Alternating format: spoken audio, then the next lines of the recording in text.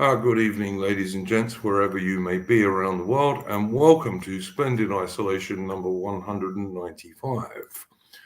Just let me do my little bit of boom attack while I wait for YouTube to catch up with us.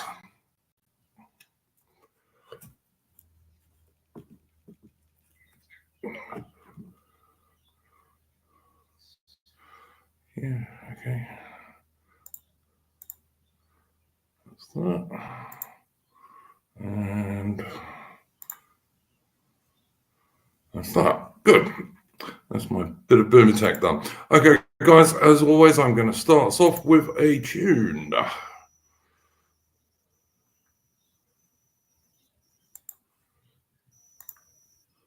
Bum, bum, bum, bum, bum, bum. Share screen.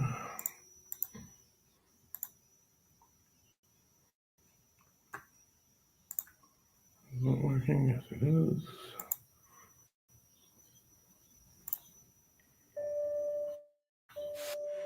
Take off the white man's burden, send forth the best ye breed. Go bind your sons to excel, serve your native deed, to in heavy harness, on flooded folk and wild. Your new gods sullen peoples have devil and have child. Take up the white man's burden to veil the threats of terror and check the show of pride. By open speech and simple, 100 times make them.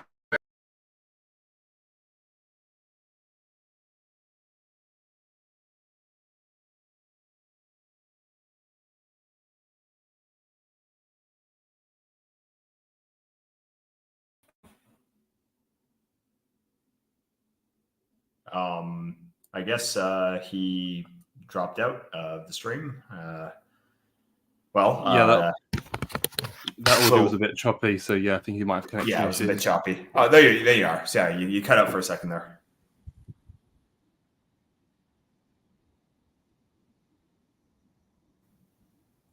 Hello, are you there, Duke?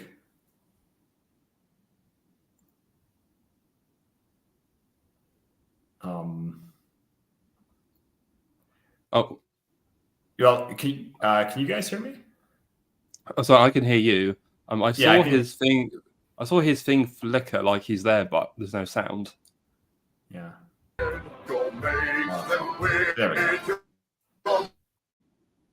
Living and mark them when you're dead. Take up the white man's burden and reap his soul's reward. The blame of foes ye better, the hate of foes ye guard. The cry of horse ye human are slowly towards the light. Why brought ye us from bondage, our loved Egyptian guys?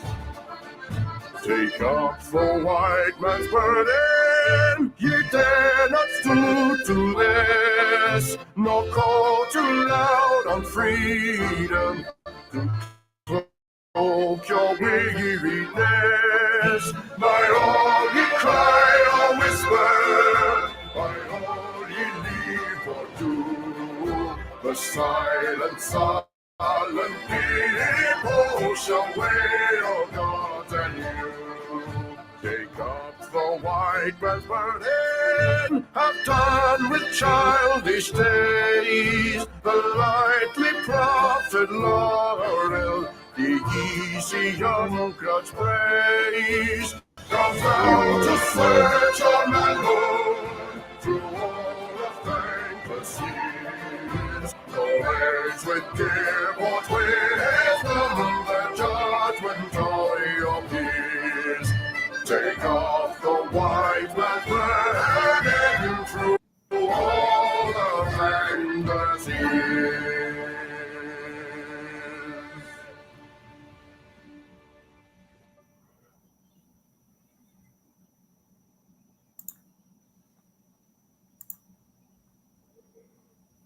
Okay, sorry about the boomerisms there, guys. That happened because I tried to do something in the chat here rather than on YouTube. There we go. We have a special guest this evening, Endeavour, which I'm sure most people in the chat will have heard of Endeavour, in particular for his excellent movie review streams that he does with the inimitable Morgoth, who's also been a guest on this stream a couple of times. And because we've got Endeavour this evening, we will be talking a bit about the Canadian elections, because I wanted to talk about that last week, but I just don't think I know enough about it. So I wanted to get an actual Canadian on to talk about that. And another first-time guest this evening is Hitman. Many of you, I hope, will know his excellent YouTube channel. He's certainly one of my favourite British right of centre YouTube channels. Covers some very interesting subjects, and people will notice he has a nice Glub Pasha avatar. I think that's Glub Pasha, isn't it, Hitman? Yes, it is Glub Pasha, yes. Thought so. Guy who used to be in charge of the Arab Legion, for anyone in the chat who doesn't know, and a quite distinguished British officer and writer as well.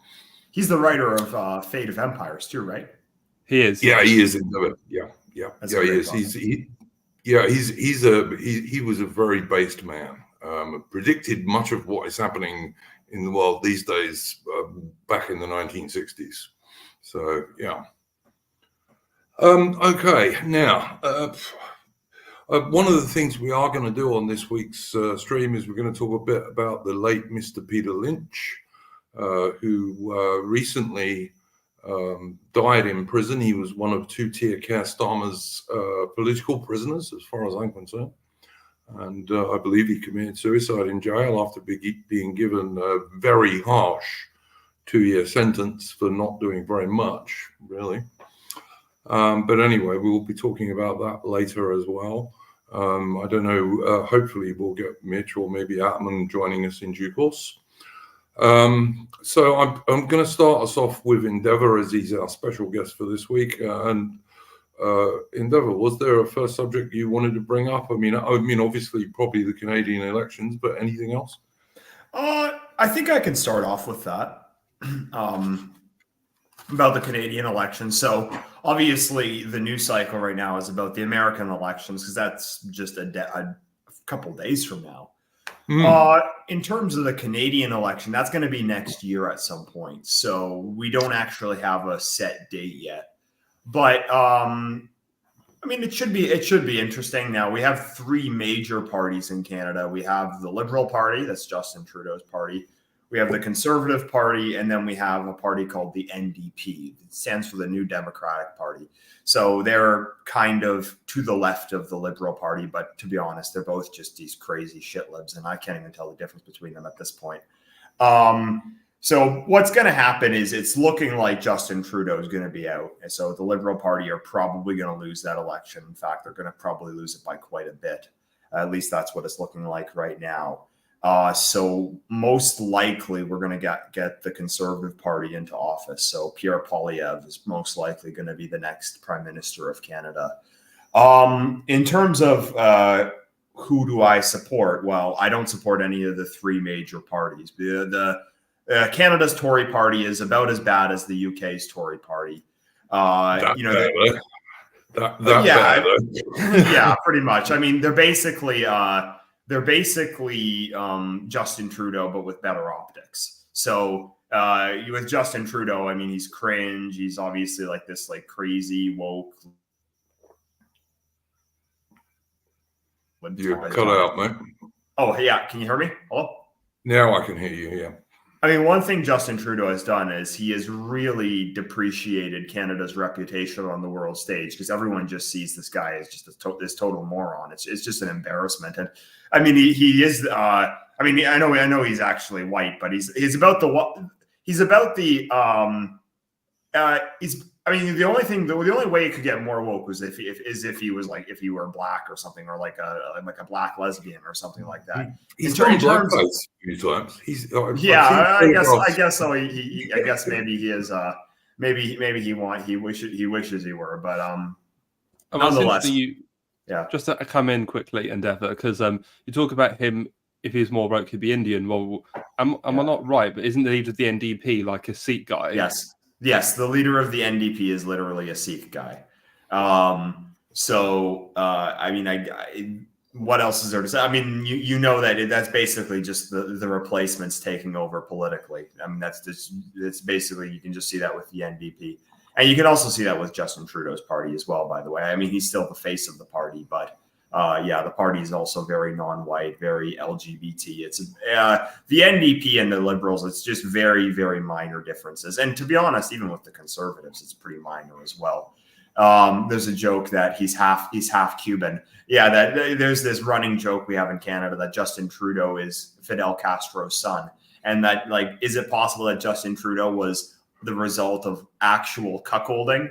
Well, we may never know. I mean, my response to that is, well, I can kind of see that, but his ability to destroy Canada, he must have inherited that from Pierre Elliott Trudeau, because people have to remember that. I mean, Justin Trudeau is he's been the Prime Minister of Canada for the last 10 years or so, and he's done a fair bit of damage, but the trajectory that the country has gone on, like Canada became this woke, liberal country, which always tries to be more woke than in the United States. That all happened under Pierre Elliott Trudeau, Justin Trudeau's father. So, I mean, I'm wondering. Wasn't it the current Trudeau's father who changed the Canadian flag? That was actually Lester B. Pearson. So it was the Prime Minister before him.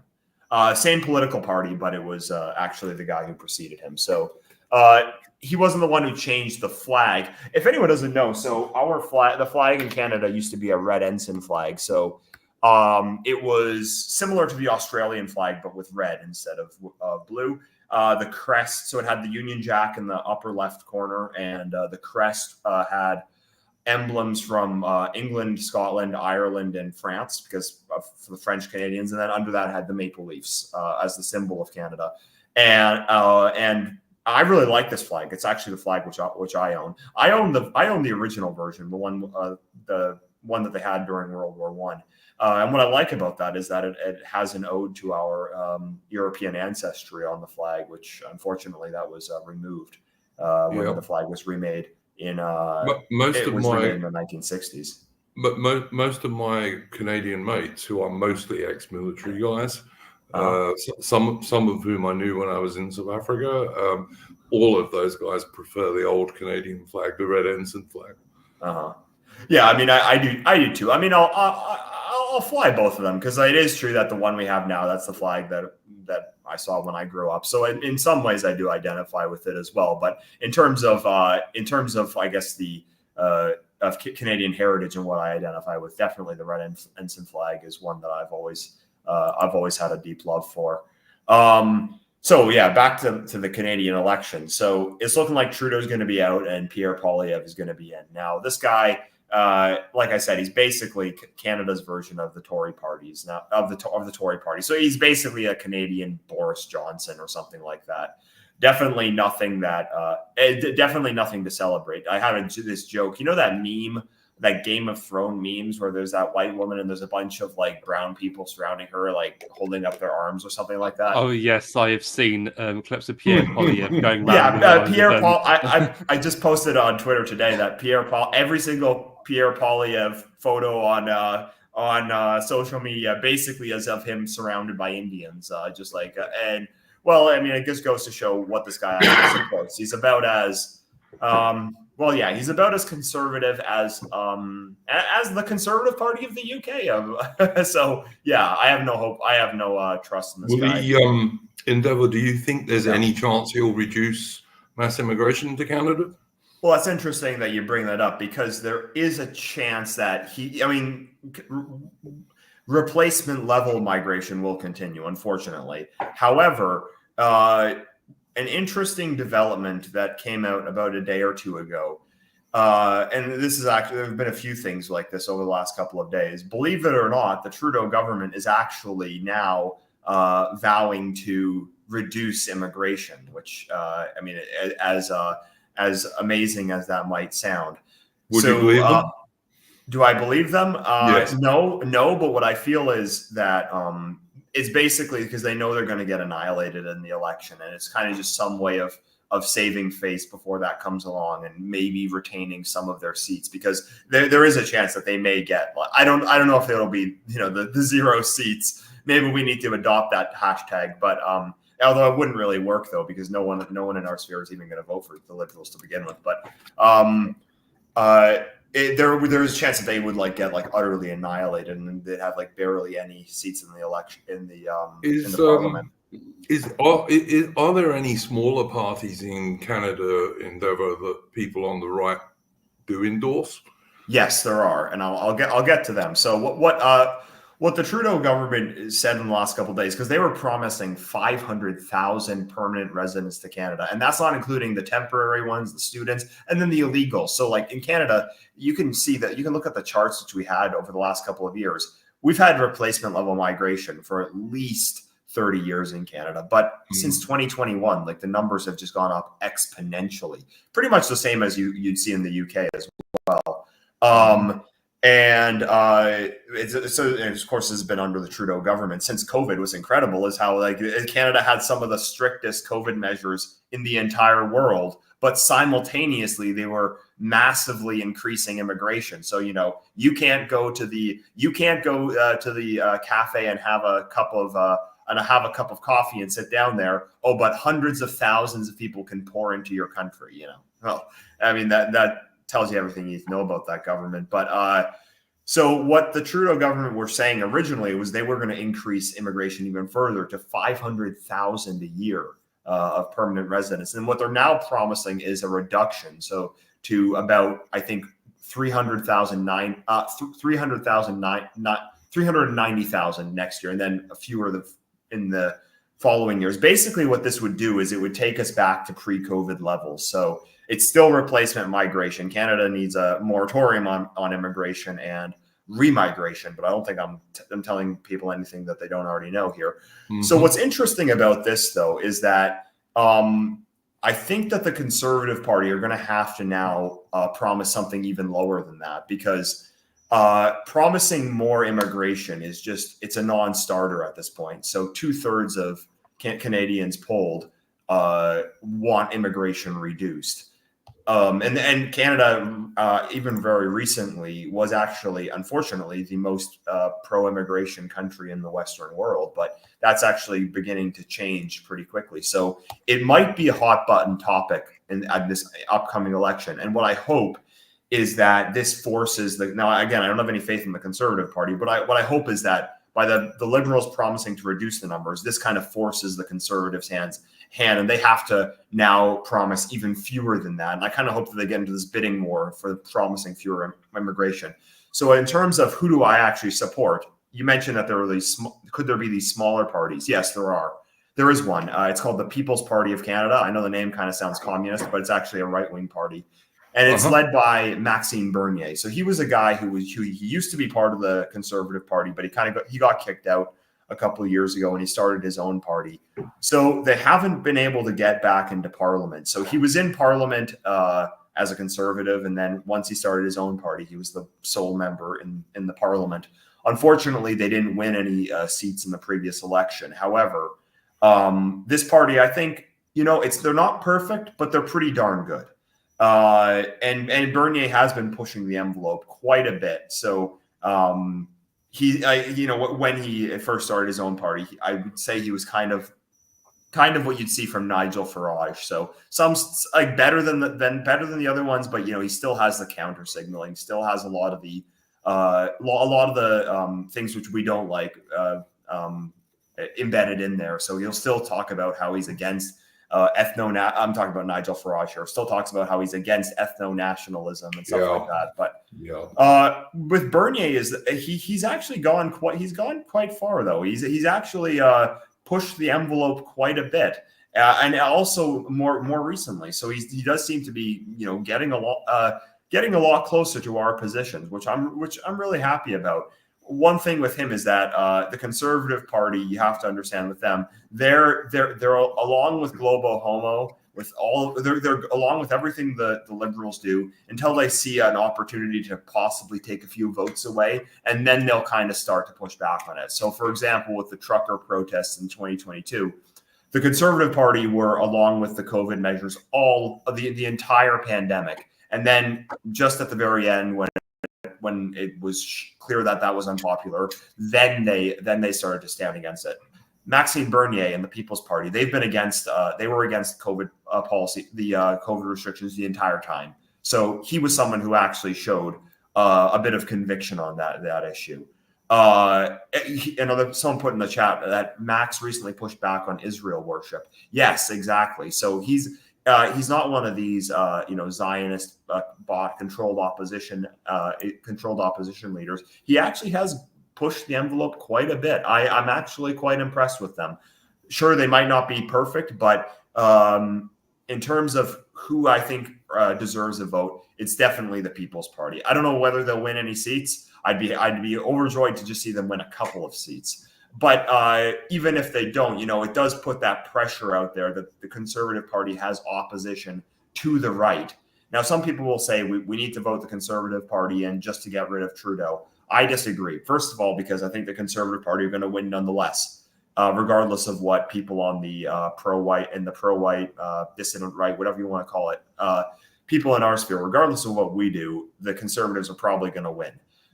If we keep up the pressure to the right by supporting the People's Party, I think that's a lot better of a play. So what I hope is that, again, I don't want to put any faith in any of the three major parties. However, what I hope is that they kind of get into this bidding war where they have to call for less immigration because just calling for more is not going to be electorally viable for them anymore. So that's kind of what I'm looking at. I'm not super invested in the Canadian elections. I don't think we're not going to get our guy in office regardless of what happens, but there have been some positive developments that it does feel that even in a country as limp-hearted as Canada, it does feel that that the tides might be starting to turn a little. Well, just getting rid of Trudeau will be an advance for Canadians. I think. Definitely. But yeah, I mean, Trudeau is even probably one of the worst Western politicians, if you ask me. But Canada. I mean, I saw something recently that said that the immigration to Canada over the past 3 years since 2021 has been the largest per capita movement of people into any country in peacetime in history. I don't know if that's entirely true, but I believe it because the numbers are just absolutely ludicrous. You can look at any of these graphs and the numbers just go like exponentially up. Could I ask you, Endeavour, when these third world immigrants move to Canada, do they all move to the major cities? Is like the Canadian prairie and what have you still more white? It was until recently. So for several decades after mass immigration started, yes, it was mostly just going to Toronto, Vancouver, Montreal, places like this, maybe Calgary.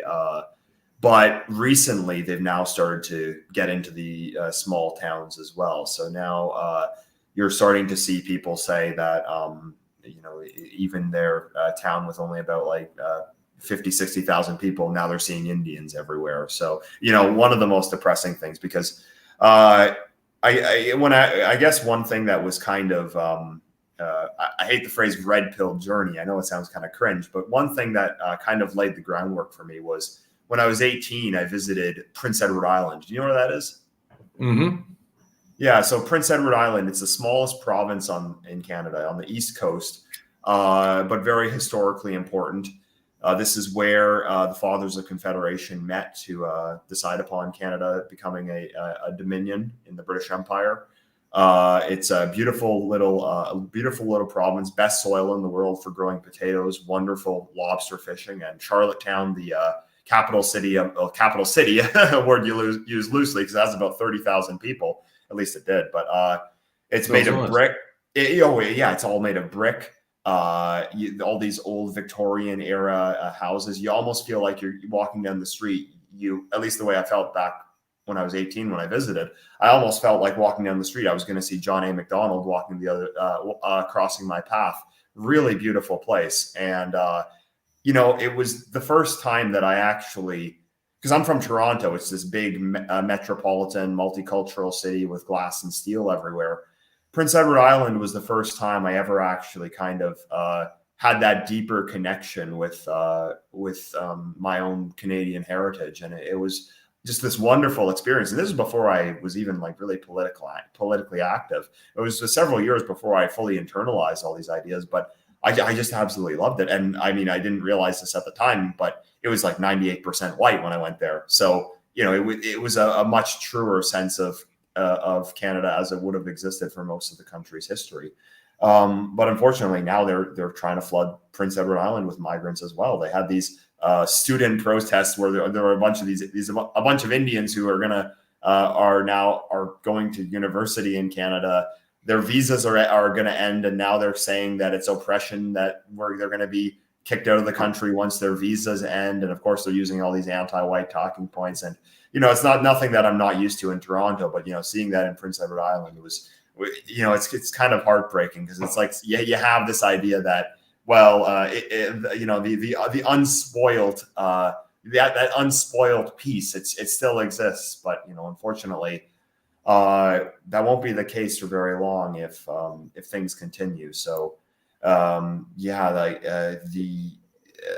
for most of the history of the last 30 years, the immigrants have mostly been going to the big cities, but recently, it's even the small towns and stuff now that you're getting them too. So, it's definitely cause for concern.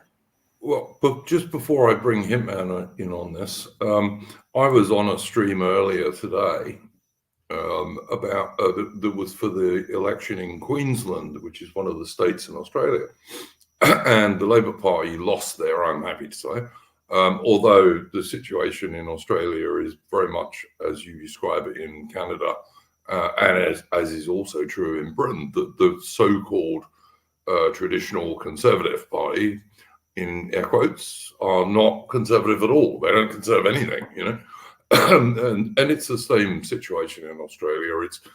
It's interesting to me that the situation in Britain, Australia, and Canada is very similar in many respects, and for the same reasons, that the leaders of the uni-party, the two parties that always exchange power, there's no difference between them, really. I mean, look, the Conservatives are the lefty light, basically, at best.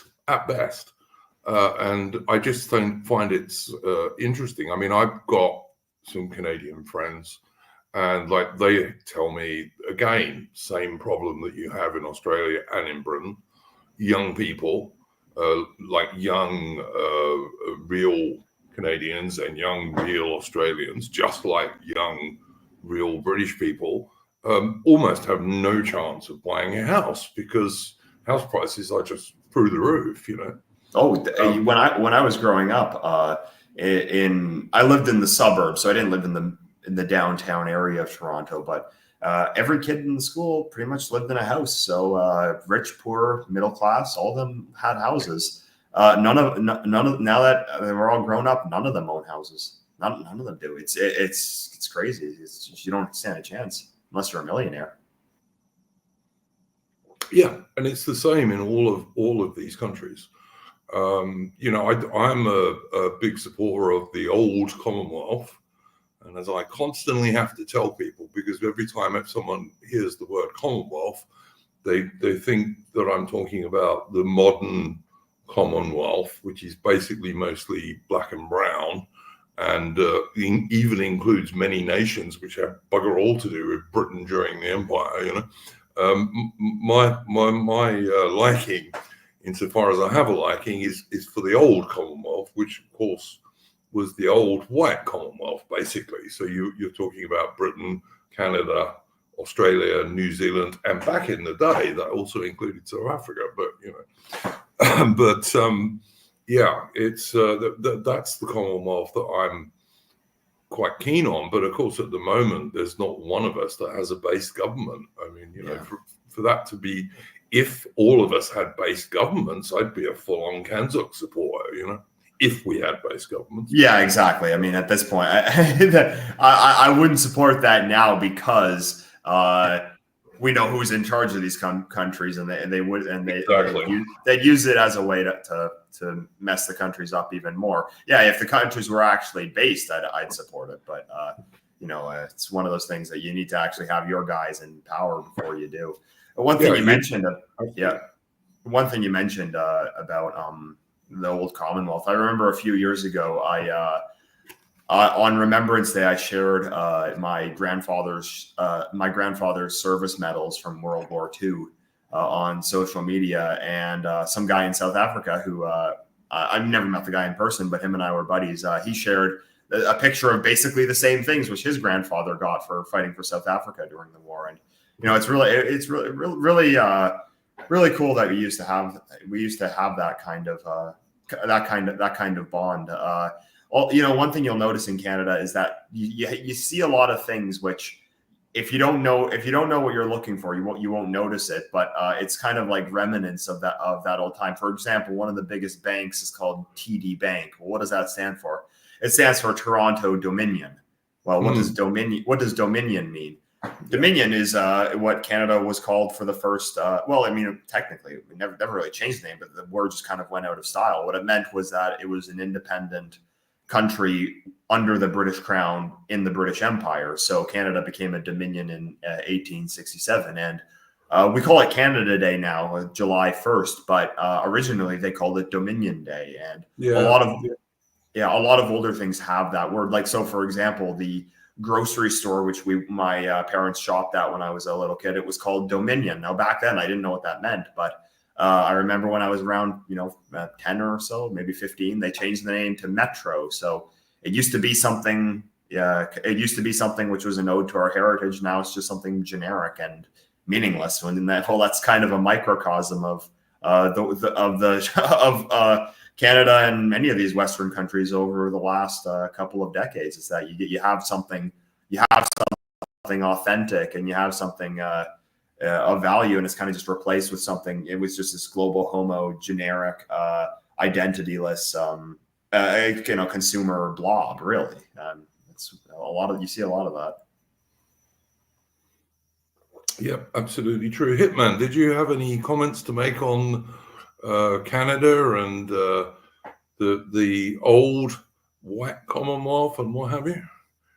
Well, there's a question I would like to pose to Endeavour, and it's about the prospects for Reform and Farage. And why do I bring this up? Well, when Farage renamed the Brexit Party to Reform, he said he did it after the Canadian Reform Party, which was one of the precursor parties to the modern Conservative Party in Canada, because it was a merger, the Progressive Conservative Party and the Reform Party.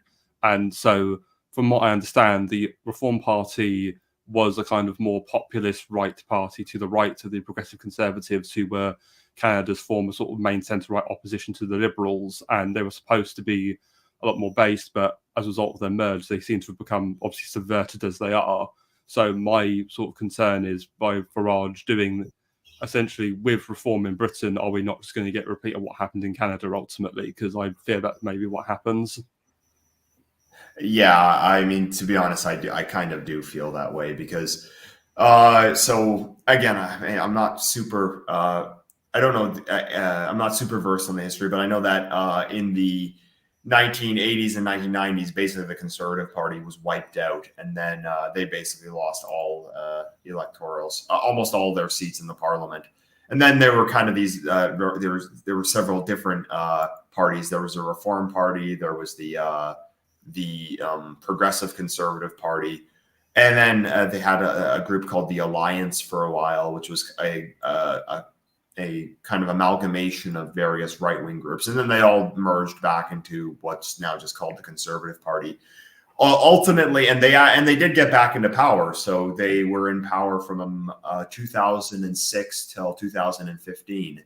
And to be honest, it wasn't actually we didn't really actually get much out of that. So there's this graph which has been going around this week about immigration under the Justin Trudeau government. I mentioned it earlier. You see the line just go up exponentially. But great account on both on Telegram and on Twitter.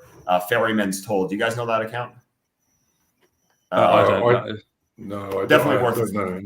Definitely worth a follow for good Canadian content.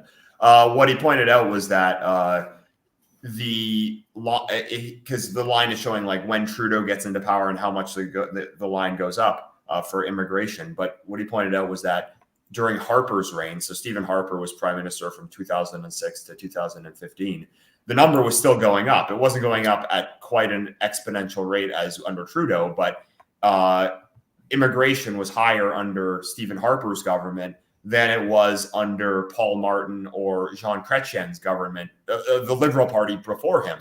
So the Conservative Party didn't reduce immigration when they got into office, or a few other things as well. Like, for example, they had a majority. They didn't reverse things like gay marriage or anything like that, or they didn't really reverse any of the liberal reforms which Canada had over a couple of years. I mean, I know that in the UK it was the Conservative Party that was actually gave them gay marriage, but in Canada they had the opportunity to reverse that decision, but they didn't do that. They basically just increased immigration, and we didn't really get much out of it. And the other thing with Stephen Harper is this guy is just a horrible Zionist shill. Like he wants to full on go to war with Iran because Iran is anti-Semitic. So, I mean, this is why I don't really have much hope for the Conservative Party getting back into power, which they probably are. We kind of have this cycle in Canada that it's we have 10 years of the Liberals. Everyone votes for the Conservatives just to get rid of them. Then we'll have 10 years of the Conservatives, and then everyone votes Liberal just to get rid of them. And that's why I won't support any of the three major parties. That's why I'm pretty adamant about people. That's why I say to people, you should go out and vote for the People's Party. They've been pretty based on some issues. I know they're not going to win the election. I know that people might make the argument that a vote for them is a vote for Trudeau because you're making it more likely that Trudeau's going to get in. But I'd rather put my support behind people who I feel actually are a lot more representative of what I want to see happen in the country than one of these conservative and name only parties who they're gonna pander to you. When push comes to shove, they're basically just the Liberals with better optics. One great meme that Maxime Bernier posted on social media. So as you mentioned earlier, the leader of the NDP party is a Sikh guy. He's an Indian, and he wears that head rag thing. Well, both Justin Trudeau and Pierre Poilievre, when they go trying to pander to Indians to get votes, they put on this stupid head rag thing. So Bernier photoshopped himself wearing one. Obviously he didn't. And he showed a picture of the three major party leaders and then him, and it's like, which of these photos is photoshopped? Which to be honest, that's pretty ballsy, because you would never see that out of a mainstream politician. I couldn't imagine a mainstream politician doing that even 5 years ago, because what it's basically saying is this thing is foreign to us and we don't want it. And I will say that Canada, the immigration we've had over the last couple of years has mostly been from India. Like the numbers from India in particular are just insane. And I'm conscious that I'm on YouTube here, and I don't want to go off on this on a rant or anything, but the first job I ever worked in my life was when I was 18, 19 years old, was for a fast food restaurant managed by Indians. And if I had to sum up the experience with two words, I'd borrow a phrase from the tribe and say, never again. It was one of the worst experiences of my entire life. It was horrible. I'll save the full story for another day, but suffice to say, I just feel that they're incompatible with the kind of country I want, the kind of country I want to live in. So, in particular, a lot of Canadians are getting really frustrated with migrants from India in particular. Like we've even had these controversies of them defecating on the beaches that we have in Ontario, that they're just going there and defecating on the beaches because no one's ever taught, because that's what they do in their country. And all these videos emerging of them basically doing stuff, that kind of thing in the streets. And well, you import India, you're gonna get India. So, but I mean, I will say that Canadians are kind of becoming we're kind of becoming infamous on the internet for not being the biggest fans of those from the subcontinent. Let's just say that. Another white pill you kind of see is that every time there's an article, every time a mainstream media source posts an article either about immigration or about India. So one of the Canadian MSM pages, it could be Global News, it could be CTV, CBC, whatever. Even some of the left-wing ones like Toronto Star, almost all of the replies are saying how much we want to stop immigration and how much we want to send them back to India. It's pretty white pilling, because even 5 years ago, even like 2-3 years ago, you wouldn't see that. I think part of it is Elon Musk taking over Twitter, but I think another part of it is just how fed up people are getting. That you see in these comment sections and these replies to their posts, is that's every single post is just saying like we've had enough. We don't want any more. We want to send them back. So there, I mean, Canada's always been known as a libtarded country, but we do seem to punch above our weight when it comes to online dissident right politics. You see that there are a lot of Canadians in the sphere, and Yes. and that's actually kind of positive. And I can give a few anecdotal examples. Like I attended a conference that was organized in Estonia last year. So I was in St. Petersburg, so that was only a bus ride away from me. And I'd say about 60 or so people attended. It was organized by Frody Midyard, and there were about like 13 Canadians out of 60 or so people that attended. There was about 10, 12, 13 Canadians that attended. So we were way overrepresented at that. Yeah. Endeavour, Frody is the chap who's frequently been on Millennial Yule and that sort of thing. Yes. Yeah, he's Scandinavian. Yeah. The Scandinavian guy. So, I mean, that's like, because that's not real. That's quite a hike for most Canadians to get there. A few of them said that they were living somewhere in Europe. I was in St. Petersburg at the time, so only took me a couple hours by bus, but I was just amazed by like how many Canadians there were. We were way overrepresented, which I'm happy to see. And it's not even just anecdotal evidence, because even CBC, which is basically Canada's version of BBC, they even had a few hit pieces saying that Canadians are overrepresented on online far-right extremist forums and stuff like that. So, there might actually be something to this. There might actually be something to the idea that we might actually have more based people per capita. I mean, the country overall might be more libtarded, but we might actually have our fair share of people who get it. I think the Overton window is definitely moving in our direction, even amongst normies. I think people are rather too slowly, but they are increasingly starting to wake up to what's being done. I would also mention, just to bang my own trumpet for once, that I got a like off Elon Musk today for one of my comments. Oh, wow. Wow. Yeah. And that was, let me think, who was it? The guy, what's he called? Imran Ahmed, the guy who's the founder and CEO of the Center for Countering Digital Hate in Britain. Sounds like a wonderful guy. Yeah, well, my comment was just that Imran Ahmed does not sound like a British name to me, and Elon Musk gave me a like for that. So there you go. Based Elon. I will say that people, I think, are too quick to dismiss stuff like this because Musk visited Auschwitz, or because he might promote some of these cringe Zionist accounts or stuff like that. You gotta admit though that the richest man in the world kind of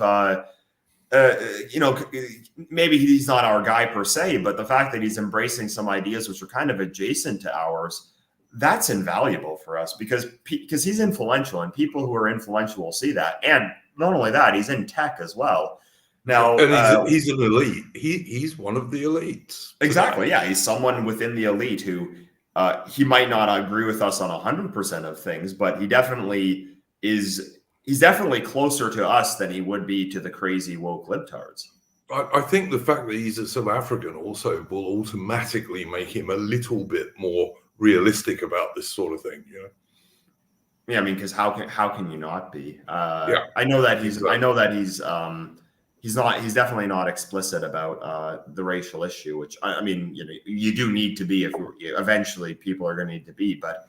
The fact that he actually will call out anti-white hate, the fact that he'll actually call the what you could refer to as ethnic cleansing with these brutal anti-white attacks you see regularly in South Africa, the fact that he'll actually call that out for what it is, that's something which we haven't had. I know that Trump gave like one tweet about that during his entire presidency, but the fact that someone like Elon Musk will actually bring attention to something like that and to share both stories about farm attacks in South Africa and the radical left parties and their frankly genocidal rhetoric that they're putting out there, that gives our ideas a lot more exposure than we would have gotten. Like I feel a lot more white-pilled than I do a few years ago. I mean, things have gotten worse. But at the same time, I do feel like our ideas have gained a significant amount of ground. Yeah, no, I definitely agree with that. I'd just like to say a couple of things before I ask Hitman for his first subject. First thing is, guys, if you want to support the channel, you can send us super chats via Entropy. It's pinned at the top of the chat.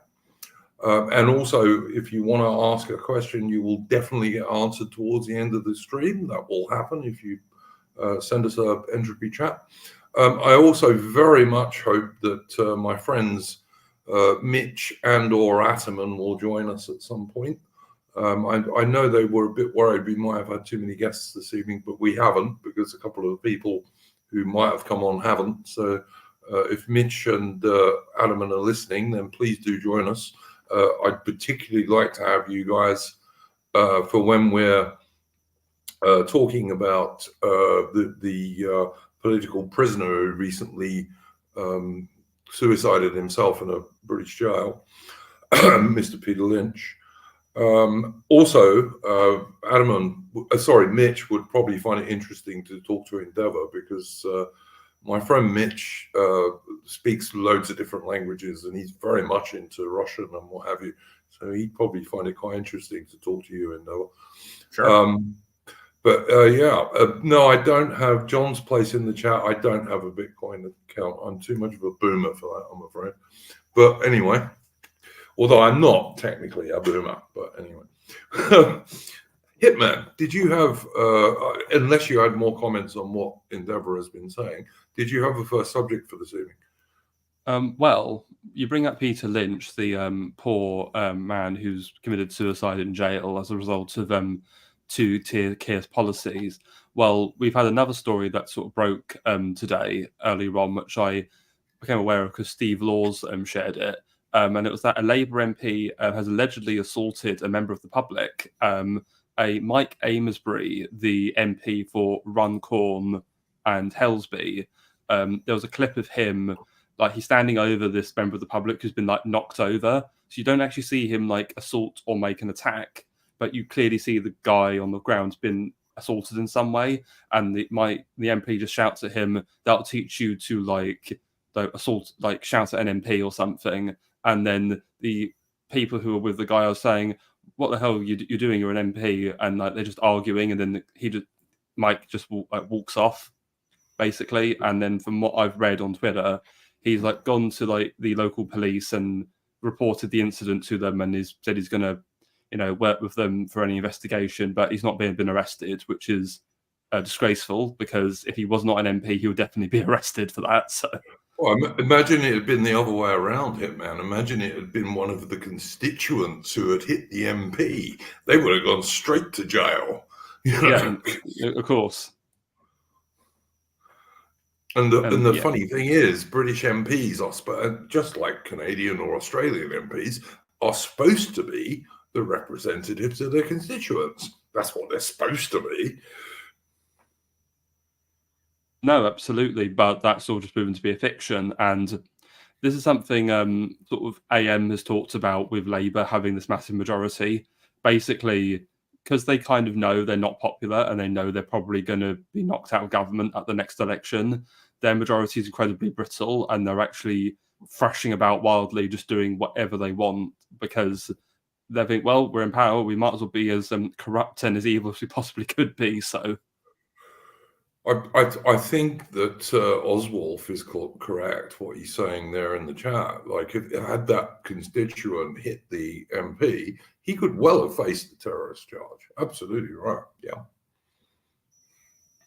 Yeah, there's certainly oh yeah, they would have fabricated something like, oh yes, he said something, aggravated towards me, so he must be a terrorist. So just craziness. Well, this story only... Sorry, I was just going to say, incidentally, guys in the chat, after the stream, I will be putting Endeavour and Hitman's channel DLs underneath the stream. So if you want to follow them, which you most certainly should, you'll be able to.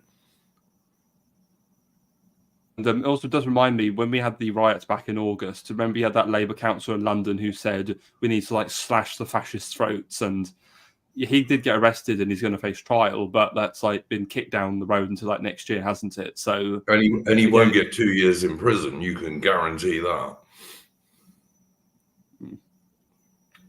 You can guarantee there'll be no 2 years in jail for that guy because, of course, he's a brown person. But two-tier care being two-tier. Yeah, so it's just more and more cases of this extreme tyranny and unfairness in the justice system. The only thing I can say is that this story with the MP today is only just broken, so obviously things may change and there may be other developments, so we'll have to keep our eye on that. So nice to see the Woodlander in the chat. Excellent channel, guys. Go and follow him. He's a good guy. The only thing I will say is, in respect to this story, has anybody ever heard of something like this happening before in a Western country? Because I certainly say I can't. So an MP assaulting a constituent? Yeah.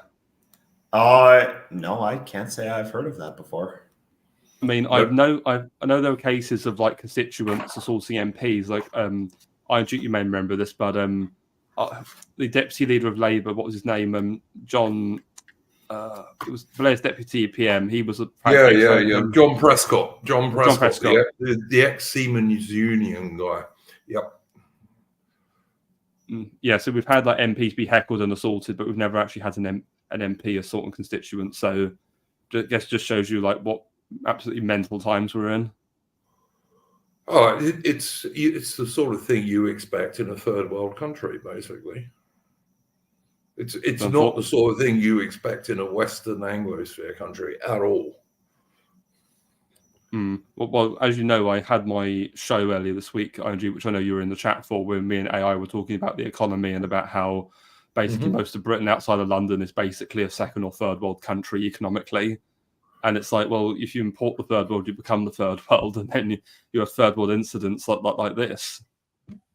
Yeah, I mean, pretty much exactly what Endeavour was saying about Indians, defecating on Canadian beaches. It's exactly that kind of stuff, isn't it? Really? No, certainly. But yeah, I don't know. It's I've been watching this for a long time now, Hitman. I'm a bit older than many guys. I'm 59 at the moment, and I've just been seeing things get worse and worse and worse. Decade after decade. In Britain's case, the floodgates really opened under that vile traitor Tony Blair. But yeah, it's just been getting worse and worse for a very long time. David Smith in the chat is asking me that I was on a stream. Yeah, I was on Tim Whelm's channel, The Unshackled, which is right of centre Australian media, new media thing. It's not old media. And Tim Whelms is a Aussie nationalist. He's a bit of a libertarian, as quite a lot of Aussie nationalists are. But he's a good guy. He's a friend of mine. He's in my Discord. He's been on here before. I've been on his channel a couple of times. So yeah, I was on his stream covering the Queensland elections, and you know, we had people bringing up exactly the same issues that Endeavour was talking about. You know, the young people who are from the core population of that country cannot afford to buy houses and things because of mass verbal immigration, because they just can't build enough houses for the number of people they're allowing in.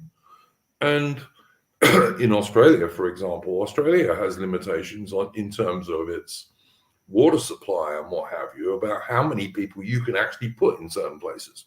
Because although Australia is a huge country, I mean, it's about the same size as the continental United States minus Alaska.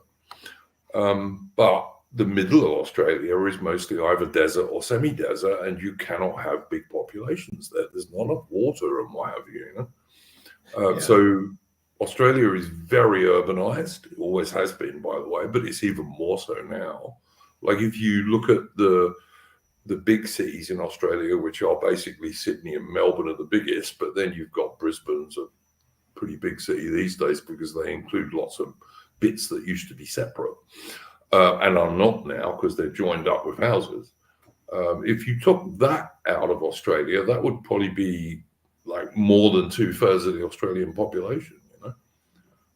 Yeah, I mean, one thing that there's this other big problem in Canada right now, and that's food prices. Now, part of this is because of these stupid climate change policies, this net zero, you know, all that rubbish.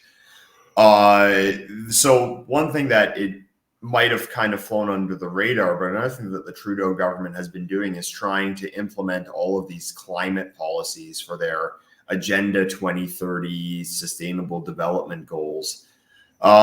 Basically what that amounts to is just you having to pay way more for everything, because if you go down the entire supply chain, well, that means that the agriculture needs to spend more money on these taxes. That means that the logistics have to spend more. It means that everyone along the line has to spend more money, and that means that the food is going to just be a lot more expensive when you go to the grocery store to buy something to eat.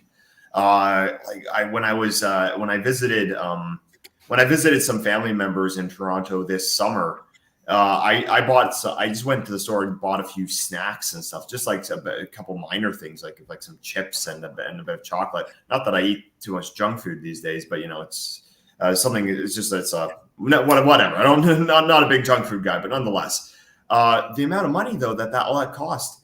Because I also have been living for several years in St. Petersburg over in Russia. For the amount of money in Canada that you'd spend on a couple of snacks in a country like Russia, you could buy a steak dinner for two at the supermarket for that amount of money. It's crazy. I could get 2 ribeyes and some beers and veggies and everything like that. A steak dinner for you and your girl. Or you can get like 2-3 chocolate bars, a can of beer, and then some chips or whatever. It's the same price. Yeah. And you know, we talk about it becoming a third world country. You know, it's kind of becoming third world in that the first world amenities are still there, but no one can afford them. So they still have these beautiful, pristine houses, but you got to be a multimillionaire if you want to live in one. If you're not making $500,000 a year, well, then you're going to be living in some studio flat in this crap neighborhood, and it probably everyone else in the building is from India or something like that. So, I feel like with Canada, all those first world amenities are there, but they're not in reach anymore. So unless you're in the top 1% income bracket, you're just not going to be able to have any of those amenities anymore. So that's kind of Canada's descent into third world status. Another thing to point out is you mentioned with housing that there's just no place to put any of these people. Over the course of 1 year, from I think it was February 2023 to February 2024, the Canadian government, the Trudeau government, spent $115 million to house about 5,000 migrants in Niagara. So what is Niagara known for? It's known for Niagara Falls, the beautiful waterfalls which divide Canada and the United States. It's a tourist town. Obviously, it's extremely expensive, this town. So, but the Trudeau government is spending hundreds of millions of dollars to get people from God knows where and to put them up in hotels for a full year and pay for their food and everything like that. While there's a housing crisis, they can still scrounge enough money together to house these people from Afghanistan, Somalia, wherever they're from, where you can house them in these some of the most expensive hotels in Canada. All at taxpayers' expense. All at the taxpayers' expense. Yeah, the neighborhood which I grew up in Canada. Now, when I was growing up, the tallest building in the neighborhood had maybe, I'd say, 7 floors. There was this one building in the neighborhood which had 7 floors. I mean, it was mostly standalone houses, a couple of townhouses. There were a few apartment buildings, but they only had 3 floors. Now they're building these buildings with 30 floors, but half of them are not even finished. So you just see these ugly monstrosities being built. Exactly the same thing is happening in Australia, Endeavour. The government here, which obviously the federal government in Australia is Labor, so it's socialist, but the Liberals, who are the Australian equivalent of the, in air quotes, Conservatives, they're not much better. But the same thing is happening here. They want to build more high-rise housing in Australia. The ideal here in the 60s and the 70s was that you would buy a 3-bedroom house on a 1/4-acre block. That was the ideal, and that was kind of the Australian dream, Well, yeah, it was like that. Yeah, and they wanted, because Canada, like Australia, is a pretty big country, and you can have a 1/4-acre block. But these days, if you look at the places that were originally 1/4-acre blocks, half the time they'll have an extra house that's been put up in their garden because they've subdivided. And as I say, the modern Australian government, they want to build up. They want to build little tiny dog box flats, Yeah, there was this part of the neighborhood. So there's this something called the Ontario Science Center, which it was quite the nice museum or whatever it was to visit when I was a kid. That neighborhood, though, it was kind of always a crap neighborhood, but whatever. They're now just building all these high-rise apartments, and there's this one funny thing which has happened in the town. Maybe it's not so funny for the people who have to live there, but there's this subway line. So when I was going to university, they started building this subway line, and I thought, well, hey, by the time I graduate, I'll be able to take the subway to university. And this was like 11 years ago or something. Well, not only was it not finished by the time I graduated, 11 years later, they're still working on it. They're still working on it, even though it was supposed to take them 2 years originally. No surprise at all. I mean, Woodlander was posting that there's been about a 35% increase in food prices in the UK. And I've seen David Smith in the chat saying you can still find quality grass-fed meat in Australia. Now, look, I live 50, 60 kilometers outside Melbourne, okay? In the outer Melbourne suburbs. Like I can just about walk to a farm, just about. Not for long. It'll be built on sooner rather than later, but I can at the moment. Used to take my little dog there. And I can tell you that what's happened in Australia, when I first moved here, which was almost a quarter of a century ago now, because I met an Australian girl in South Africa, you could go and buy a £1 or £1.5 steak, and it was, I don't know, $10, maybe $7, actually more like $7. These days, you can buy a steak which is half the thickness that it used to be for about twice the price. Yeah. One thing I wanted to bring up was, and this kind of just embodies the competence crisis that you're really seeing in these Western countries. So they had this subway line I mentioned. They had a stop that was at this place, the Ontario Science Center, and the stop was called Science Center. Again, this subway line has never been opened, so they've been working at it for 10 years. But they have built the entrance, and it says Science Center on it. But guess what? Now they've closed this Ontario Science Center place, and now they're gonna, I guess, tear it down and build a bunch of more apartment blocks. But the unfinished metro station they have there says Science Center, but it's never gonna be open when the Science Center exists there. So now there is a metro station which isn't open, which says Science Center. Now there's this former Science Center there, which is closed and is probably going to take another 10, 15 years before anything is there. And combine that with all these like half-finished apartment blocks which are surrounding it, and it's just a disaster. Kind of reminds me, Iron Duke, of the HS2 project here in Britain, where like for that 10 years they've been proposing to build this massive high-speed rail to connect London to the northern cities, and it just seems to like endlessly keep going up in price and scale, but it never gets like actually completed. Yeah. No, I totally agree, mate. Totally agree. Mitch, good evening, mate.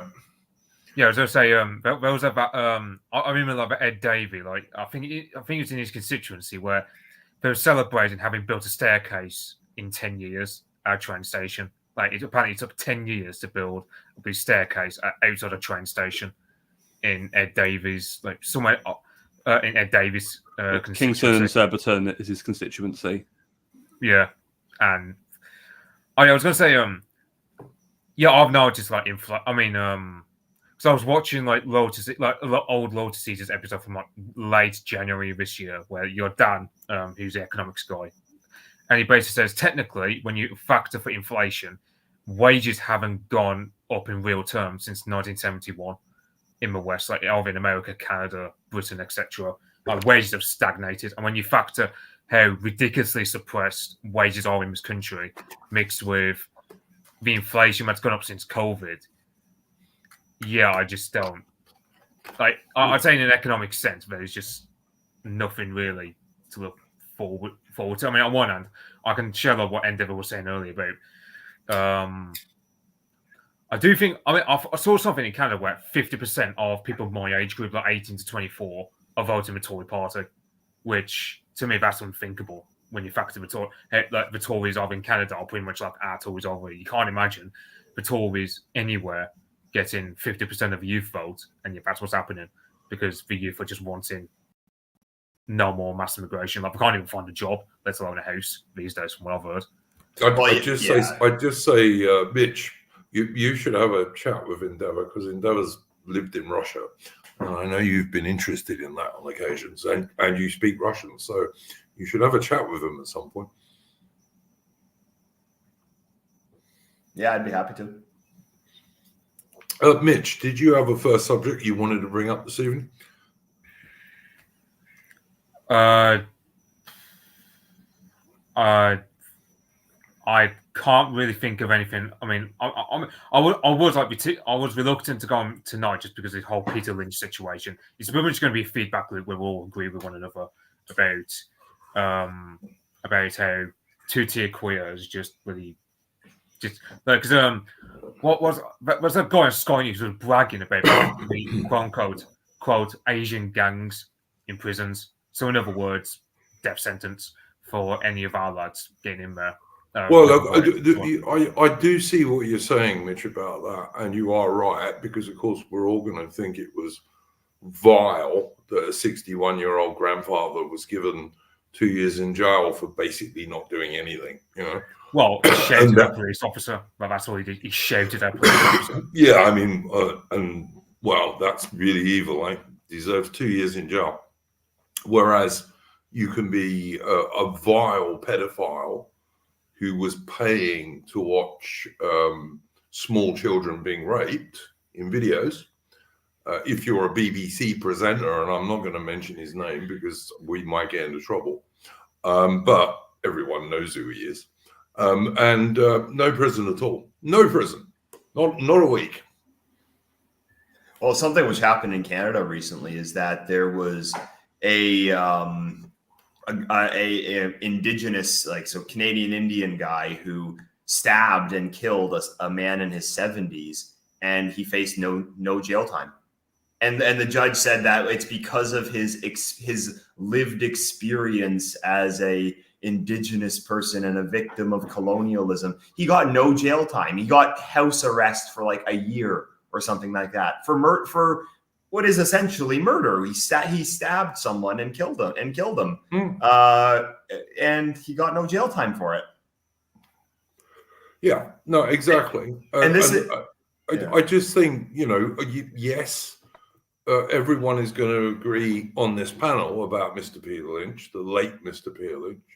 But on the other hand, if we don't talk about it, I can guarantee you the mainstream media will not, because they haven't. I mean, Hitman Mitch, have you seen much on the mainstream media about Peter Lynch killing himself in jail? I've seen not more really, shit. no. I've seen more shit libs just bragging about it. If anything, like going, "Oh, well, this guy was a racist, therefore he deserved to die." Blah blah blah. So, Exactly. Yeah. So we are going to talk about it, and yeah, it is going to be a little bit of an echo chamber, I grant you. But at the same time, I think we need to talk about it, and we need to point out that, you know, two-tier care got his nickname for a very good reason, because he does support a two-tier justice system, and the people at the bottom of that justice system are the Anglo-Celtic white indigenous people of Britain. So, you know. I mean, we could broaden it because there's been a couple of other stories, crime-related ones, which also further reinforce this two-tier system. Like, you've had the Chris Carver story, this sort of black gangster who was killed by a firearms officer in self-defense, and that's gone to a trial. The firearms officer's not been sentenced, but they still doxed his name, and now the black gang members of Chris Carver's gang have now put like an actual like ransom on him, so like he's had to go into hiding. I mean, This is ridiculous. Yeah, what's funny is the bounty on him is 10 grand. So even our bloody gangsters are broke these days. Well, I find that funny, to be honest. I mean, you imagine someone like Reggie Cray back in the day would have levied a heavier bounty on a guy's head than 10 grand nowadays. Well, they're probably third world people these days, though, mate. I mean, you got to remember that. So, Duke, Albanians in Bristol can levy a bigger bounty than that. So the blacks have no excuse. The other thing I would point out is that two things. First of all, if you go on Wikipedia these days, and I don't advise you to do so, the only thing I use Wikipedia for is looking up 19th century warships. And by and large, the left can't be asked to go and interfere with stuff like that, because no one reads it anyway, apart from idiots like me. But if you go on Wikipedia, you will find that the so-called grooming gang scandal was now a moral panic. Yeah, do you want to talk about you know that person?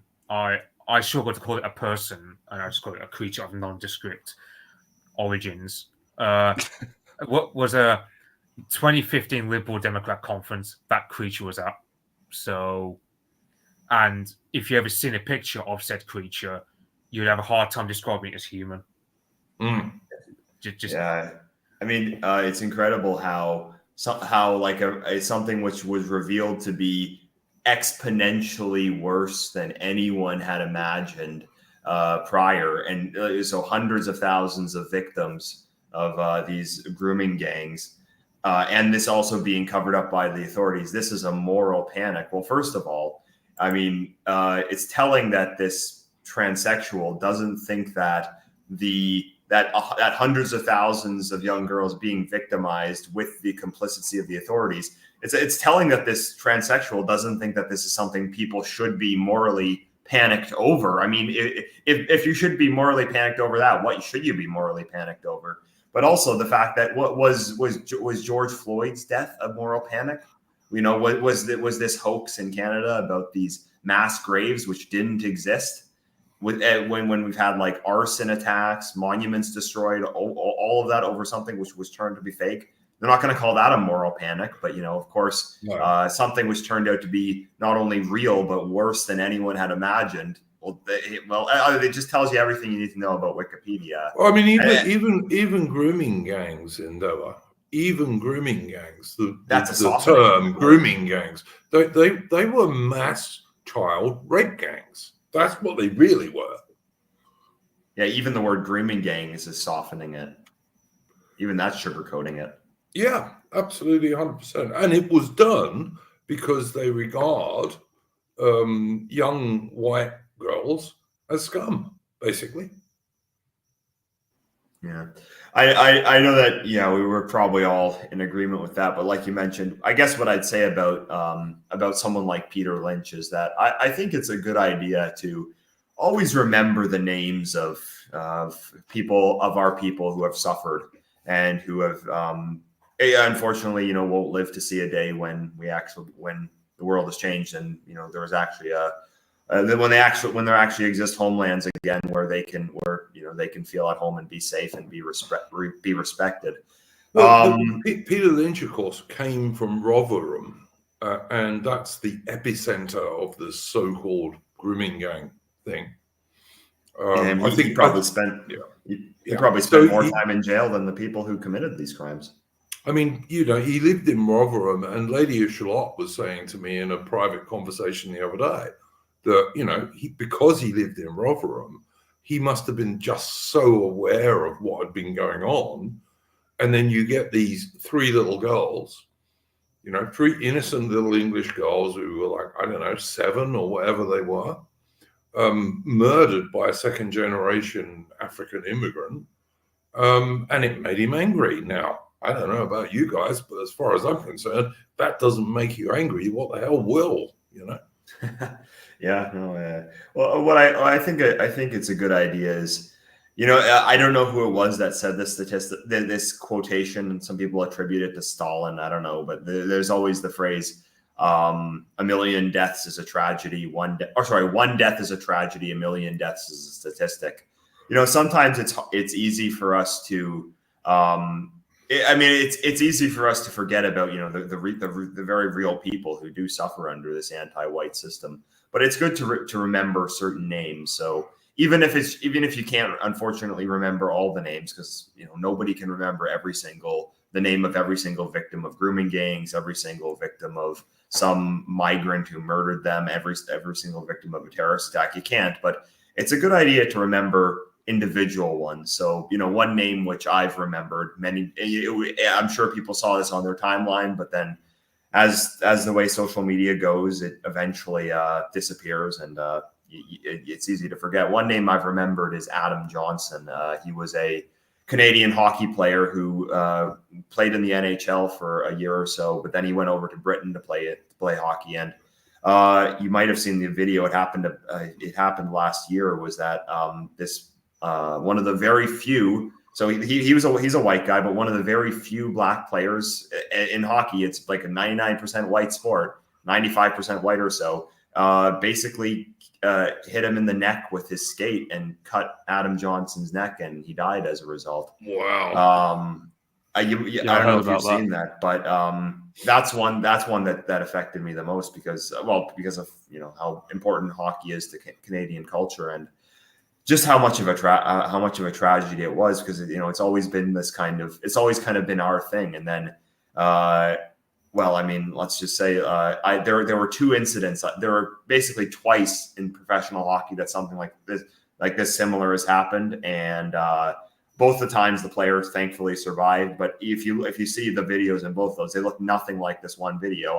I'm convinced that this black guy did this intentionally, because there's no way that if you watch the video, there's no way that could happen by accident. But it's looking like he might not even face criminal charges for it. But that's typical. But I like to remember a few of the names. So one name that I've remembered is Adam Johnson. So maybe for some people, Peter Lynch can be the name that you remember. So I just think it's good to have like some of those names in your mind, so that someone remembers these people, because I see Aubrey Ellis in the chat, and I know she used to be a cheerleader for a professional hockey team in the one of the northern states in the USA.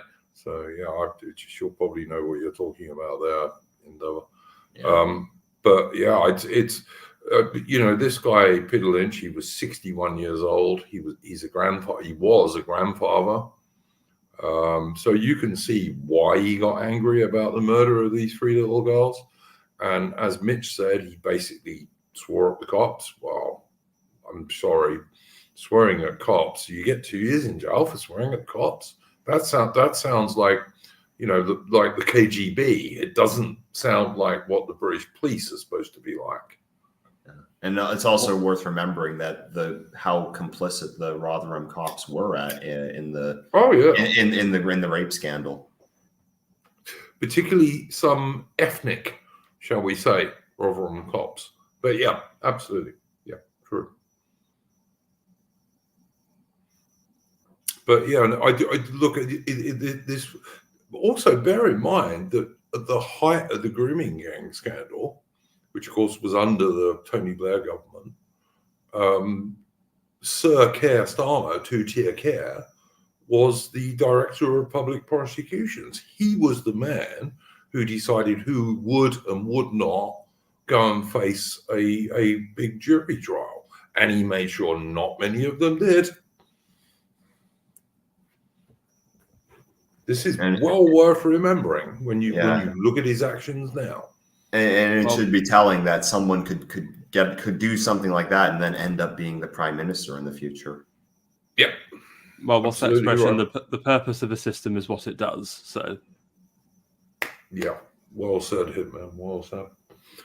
But yeah, look, I'm just going to throw this open to you guys for a minute, because I do want to talk about the late Peter Lynch. He was a political prisoner in Britain. Britain likes to throw jabs at Vladimir Putin and all the rest of it. But if you look at the number of people who are arrested for pretty minor stuff, you got a far bigger chance of being arrested for minor stuff in Britain than you have in Vladimir Putin's Russia. Far bigger. Well, actually, I can actually say something on that. Because I lived in Russia for several years. I have a visa there right now, so I'm currently in St. Petersburg. I've been back and forth between there and Canada over the last year or two. So it is true that there are political arrests in Russia, but like the actual number, think of it like this. What is more like, you go on vacation, what are you more afraid of? Are you more afraid of getting eaten by a shark, or are you more afraid of losing your passport? Well, obviously getting eaten by a shark is a lot worse than losing your passport, but the chances of that actually happening are pretty minuscule. The chances of you losing your passport are a lot higher, and even though it's not as bad as getting eaten by a shark, that's still a miserable situation to be in. So I'd kind of say that that's a kind of analogy. Whereas I don't mean to praise Putin or the Russian government or anything like that, but they have a lot. They don't have that same kind of low level enforcement of. There isn't that same kind of low level enforcement of political ideology. Now, it's important to remember that someone like Vladimir Putin does not share our worldview. He's basically a multiculturalist as well. But you won't lose your job in Russia for holding politically incorrect views or stuff like that. So Endeavour, am I not also right that Putin has banned same-sex marriage and also has banned people being transitioned as children in Russia? Yes, that is true, and obviously that's a good thing. But Yeah. I mean, again, it's a mixed bag. I wouldn't say that he shares the worldview of some of people like us, but yeah, you don't get that same kind of like low level. You don't get that same kind of low level. Like basically everyone I know in Russia would be considered a racist in the West. Yeah, look, Yeah. I watch videos of Russia, like everywhere from St. Petersburg to Vladivostok, just because I'm interested in like overseas places. I always have been. That's like why I ended up moving to South Africa, like when I left the British Army. But what I notice about Russia is that except in the stans, etc., of course, but in most of Russia, it's like incredibly white compared to like modern Britain or even modern Australia, you know? Oh yeah. St. Petersburg is probably the whitest big city that they have left in the world. I'd say it's about probably around 80 or 90%. Yeah. And still many beautiful buildings. Like it's not been ruined with skyscrapers and what have you. Yeah. Oh, it's a absolutely beautiful city. Now, I mean, if you go outside of the city center, you get those big, tall apartment blocks, which are kind of ugly. But at least the city center, the historic part of the city, is still very well has been very well preserved. No, yeah, it's it's you got to be brave, but I have enjoyed the time I've spent in St. Petersburg. Probably don't plan on spending my entire life here, but it definitely is a nice place. One thing was walking into McDonald's and actually seeing that everyone in McDonald's was white. I just couldn't believe that. I just couldn't believe that. What is this? Yeah. Is this McDonald's or what is it called now? Vkusny. Oh well, yeah, and now it's called Vkusny Tochka, but this is when I first arrived. This would have been about 5 years ago. So this is when it still was McDonald's. But yeah. I mean, the other thing is sometimes funny. What you notice is some things which would just never be allowed in Western countries. Like, for instance, if you're looking for an apartment, you go on on one of their those sites that you post ads on. So their version of what's called Craigslist in the United States, their version is called Avito. And if you go on this website and you're looking for apartments, some of the ads will just flat out say Slavs only, no Asians. Oh yeah. Oh yeah. It's a Churkas in it. Bad cause, but another Churkas are very much like. Is it? I think it's like the Central Asians are the main problem. And that's just why, like Uzbeks and Tajiks and all those. I think I saw something. I mean, I don't think it's much of a problem in Moscow nowadays. Well, I've heard there's some of the petty crime that ever happens in areas like Moscow, it's all just Tajiks. Like none of it's Russian. Yeah, they do cause some problems. I mean, because of course St. Petersburg, it's a lot nicer demographically than anywhere in Western Europe or North America at this point.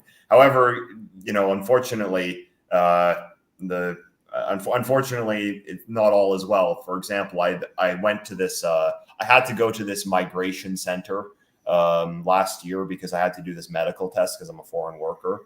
And it was this huge medical complex. And I was looking around for where do I have to go? Because I was confused as to where's the entrance? What part of the building do I need to go on?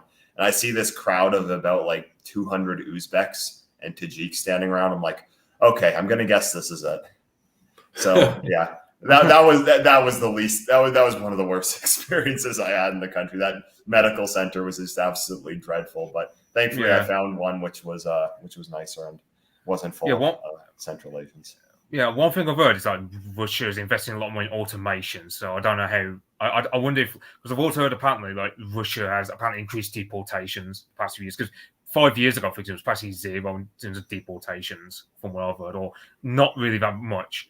Whereas it's been revving up ever since the war started, and there's been 1,000 cases of foreigners just having their passports taken away, just their citizenship abrogated. So I'm assuming that's like the Tajiks, because now Russian states started to clamp down on that. And from what I've heard, it's like, for example, I think like it's like lorries now going from Moscow to Tula are now driverless. Like, so is Russia basically automating, or is it still heavily dependent on migrant labor? Well, whenever you see one of those kind of crap canteen restaurants, ones that are really low quality that give you food poisoning. Is it one of those like where the tiles are all done wrong?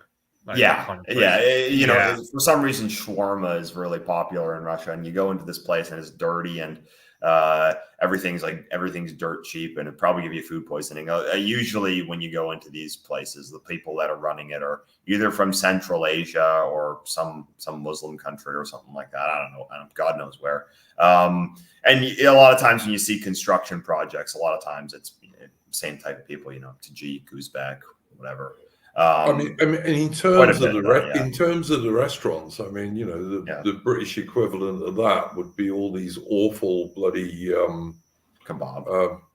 All these awful kebab places. I mean, in Britain, if you're going to talk about going in and probably getting food poisoning, but I mean, the one thing. Speaking of restaurants, there's a joke which I had was because there's this Mexican restaurant in St. Petersburg I really like, and I always tell my friends the joke when I take them there. I say, "See, you can actually have good Mexican food without importing Mexican people." The recipes are on the internet. You don't need this is true. To have the wonderful range of restaurants. You don't need to import the third world. Oh, look! My grandfather served in the British Army in India between the wars, because I'm an old bastard, and he made great curries. Didn't like Indians very much, but he made great curries. You know, we have the recipes. Send them back. Oh dear. Hitman, what's your view on what we've been talking about here? Well, I would say I concur. You know, we don't need them; just send them back. Yep. Oh, look, I'm fully in favour of remigration. I think it's inevitable. I was saying before we started that Nigel Farage put out a video fairly recently. I can't even remember what it was about now, but it had like 800 comments under it. And all of those comments, not all of them, but let's say 95% of those comments were talking about the late Mr. Peter Lynch and why hasn't Nigel mentioned him in the House of Commons. I think Nigel Farage is going to miss the bus if he doesn't wake up a bit. Well, as I said to you before we went live, Iron Duke, I think it's because he's being a bit wary of Starmer, and that I think if Trump gets in America, Farage might start being a bit more ballsy. Agreed, because he is mates with Trump, so maybe. Yeah, I don't know if you heard about him. Apparently, the Labour Party, they're sending over loads of their staffers over to help Kamala, and new details. I can't remember where I saw it. Someone on Twitter basically said, "Oh yeah, they're doing this because they're hoping Kamala wins, so they may get to strangle Twitter because that's the main thing we're trying to. Because you already got two-tier career already having declared war on Twitter already amidst the riots. But if a Kamala Harris gets in, that's just like any good benefits we had from Twitter just snuffed.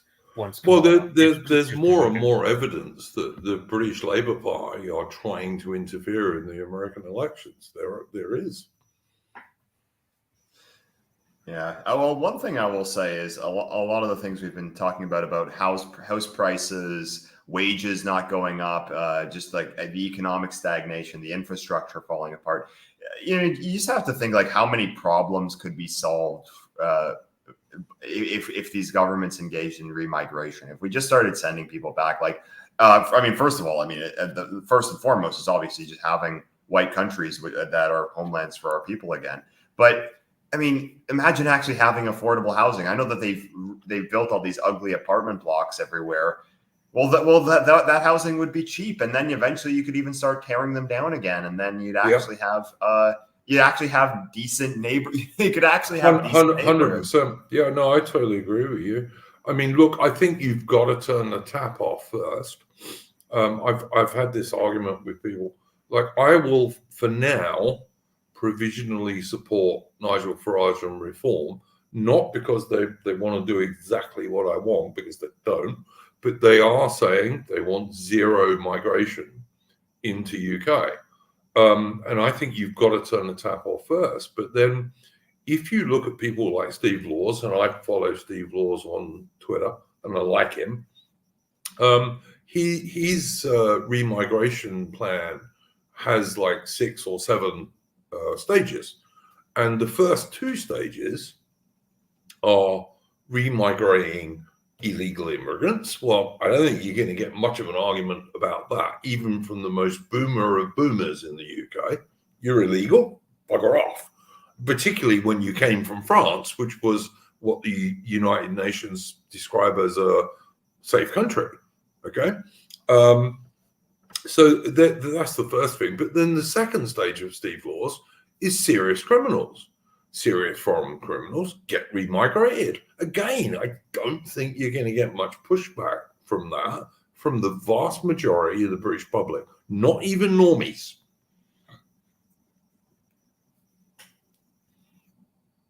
No, I agree. I don't see how any sensible person would be opposed to that. So yeah, I mean, getting rid of serious foreign criminals and illegal immigrants. I mean, what is bad about that? Nothing.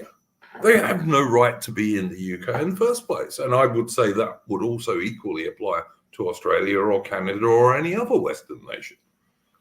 Yeah, I mean, I saw some, I don't know, this guy called Wolf on Twitter. Basically, he's moderate compared to us, and he's just thinking to himself, like, mass deportations are probably going to be on the menu in Britain in terms of the Reform Party by the end of the decade, because I mean, I suppose next week we'll find out whether Jenrick has won the Tory party leadership contest, which I don't think he will. I think they're full on board with Kemi.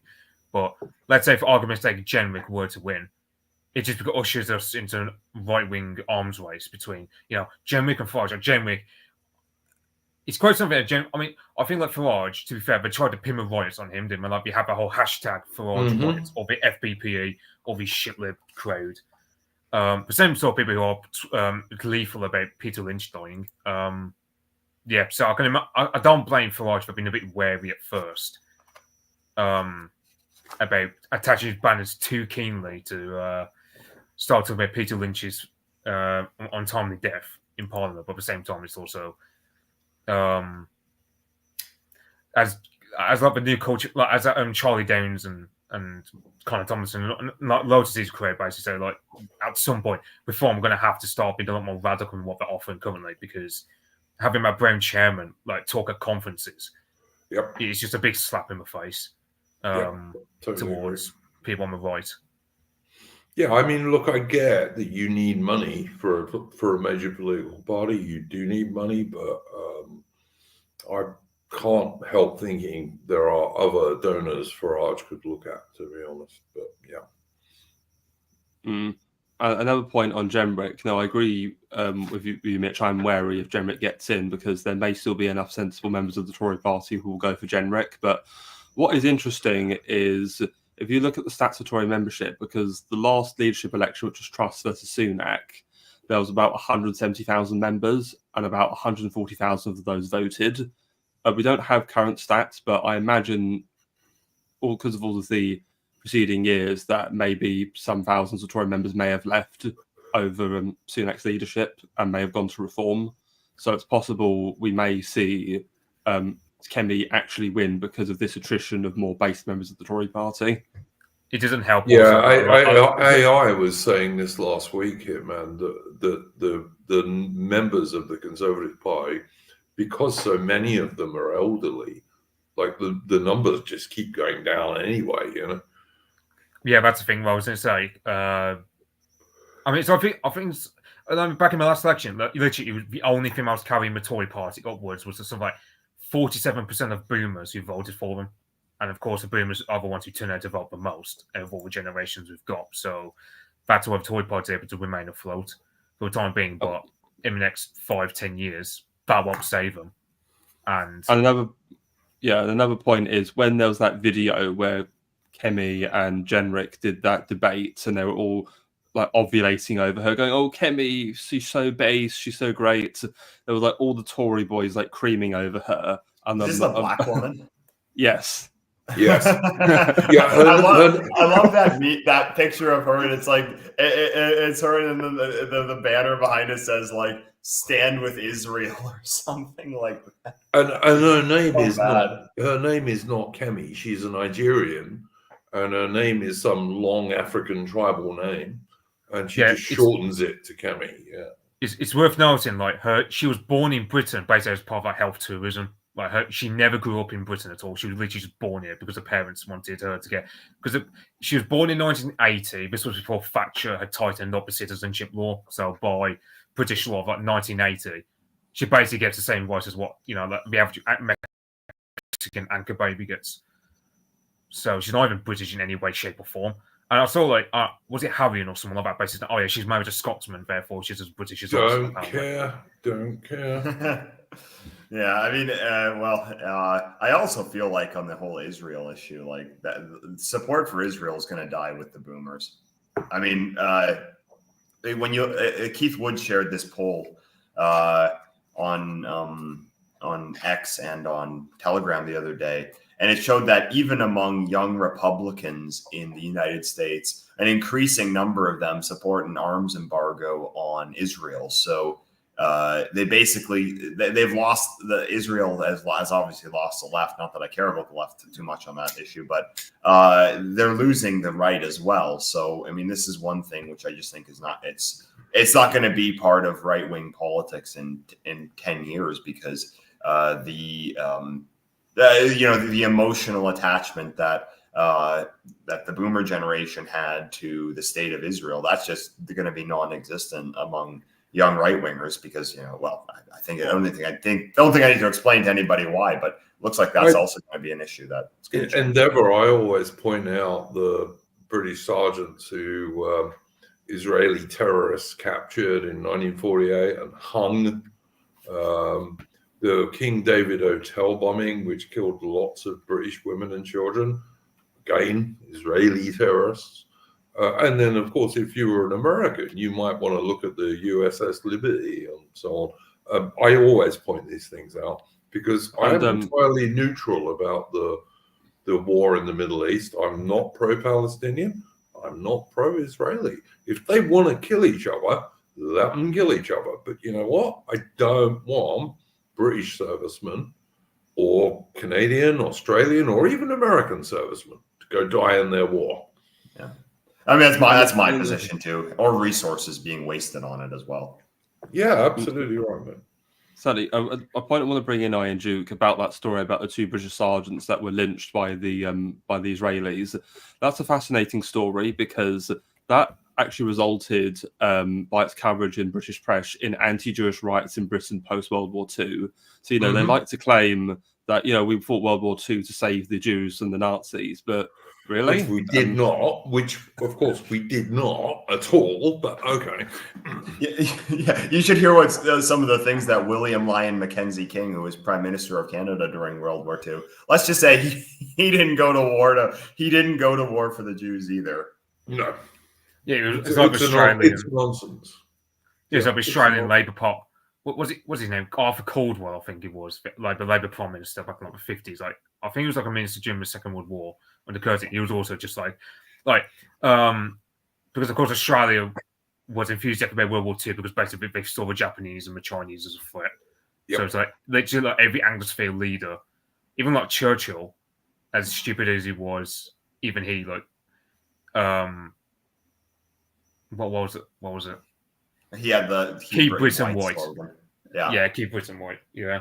William Lyon Mackenzie King so before he was Prime Minister in 1907, he basically said that Canada should prevent any immigration from Asia, specifically to keep it a a white European country. So, and this was the guy who was the Prime Minister of Canada during World War II. The war that we're told we went to fight racism. I mean, he would have agreed with us. This guy would have agreed with us. I guarantee you, Endeavour, that almost every single bloke from Britain and Canada, and almost all the Americans as well, who went across on D-Day in June 1944, would all be regarded as extreme right-wing racists today. I guarantee it to you. Like 95% of them, at least. I mean, isn't it like David Irving who said that if all of those men who stormed the beaches of Normandy could see the state of their countries, they would have turned around and joined the Germans? Yep, they would have said, no, we're not going. Absolutely. They would have just said no. Yeah, because there was that poll that said like 90% of American soldiers would rather lose a war than have any sort of desegregation happen.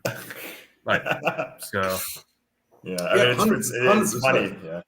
It's funny. And remember the basis of the American army, even today, is Southern white boys. You know, it's just today it's. Yeah, you know, Iceland back in the Cold War. Like part of their deal with the Americans was they'd have no black soldiers on the bases in Iceland during the Cold War. Based.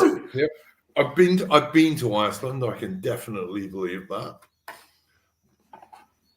But, yeah. But the war against racism, right? Yeah, sure it was. Those guys were nearly all patriotic nationalists in the old-fashioned sense of patriotic nationalist. Nearly all of them. Like, certainly 95%, and I suspect it was more than that, actually. But, you know, I knew, because I'm a bit older than some of you guys, I knew quite a lot of those guys. And trust me, they were not small L liberals, and they were certainly not colorblind, not at all.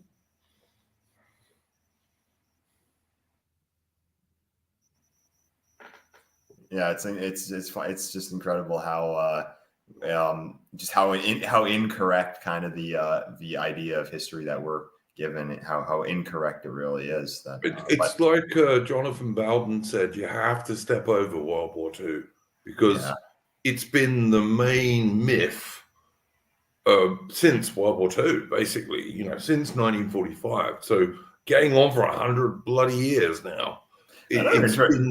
It's been the main myth. We have to step over that shit. I love history, and I'm quite happy to celebrate the bravery of, say, British or Canadian or Australian troops in World War II. Quite happy to celebrate that. But the political motives for it? Nah, not a chance. Yeah, I feel the same way. I definitely feel that we should honor our veterans who fought in the Second World War, but obviously, you know, are they doing this in Canada, Endeavour? I don't even know if they're going to do it in Australia, but you know, this year we're moving up towards Armistice Day, obviously on the 11th of November. This year, the Royal British Legion is offering gay poppies with a little like rainbow. Oh no. I'm not joking. They are, mate. I put 2 posts about it on Twitter yesterday. I haven't heard of that happening in Canada. I hope it isn't going to happen. But the only good thing I can say is that more base people are saying, "Well, I won't be buying one of those because I buy a poppy religiously every 11th of November, the same as I go and buy a Anzac Day thing on Anzac Day in Australia, because it's traditional and it's, you know, what you should do. But if they start putting gay symbols on them, I'm sorry, I'm just not buying one. I just will not. Because it's an insult. It's an insult to the guys who died, for one thing. You know, men didn't get grinded up on the Somme for sodomy. 100% Hitman. 100%. It's an insult. It's also interesting when you see like the propaganda that you have from Hollywood with World War II. The further away it is, the more cartoonish it is. So if you watch a movie from, say, the 1950s about the Second World War, they never use the word Nazi in the entire movie. They just call them the Germans. and they don't portray the Germans as being these like sociopathic genocidal maniacs. They're just the other army who they happen to be fighting against. Obviously, it's from the perspective of the Americans, the Brits, or whoever it is, but it's not like they're up against these sociopathic genocidal maniacs. It's just another army that they're fighting a war against. But then when you watch something from like the last 2-3 decades, it's totally different than like the German guy's always like this bloodthirsty maniac who just kills because he enjoys it. And then every other word is just Nazi, Nazi, Nazi, Nazi. And also the other thing to point out is that the movies from the 50s and 60s, that there's usually just never any mention of Jews in the movie at all. They usually just don't even mention them. I don't even know. I like the movie Longest Day. Do they even say the word Jew once in the movie? I don't think. I don't think they do, mate. I don't think they do. But I mean, you said something truthful just now. It's like my granddad, who went across on D+3, like 3 days after D-Day, and then fought right until the end of World War II. I never heard him call the Germans Nazis. He always called them Jerrys. That's the only thing he ever called them. He said the Jerrys did this, you know?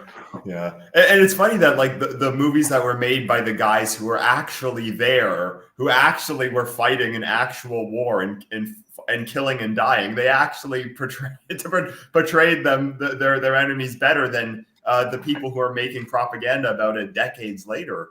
Another thing to point out is there was this movie from 1951 it was a British movie about Erwin Rommel called The Desert Fox. Really good movie.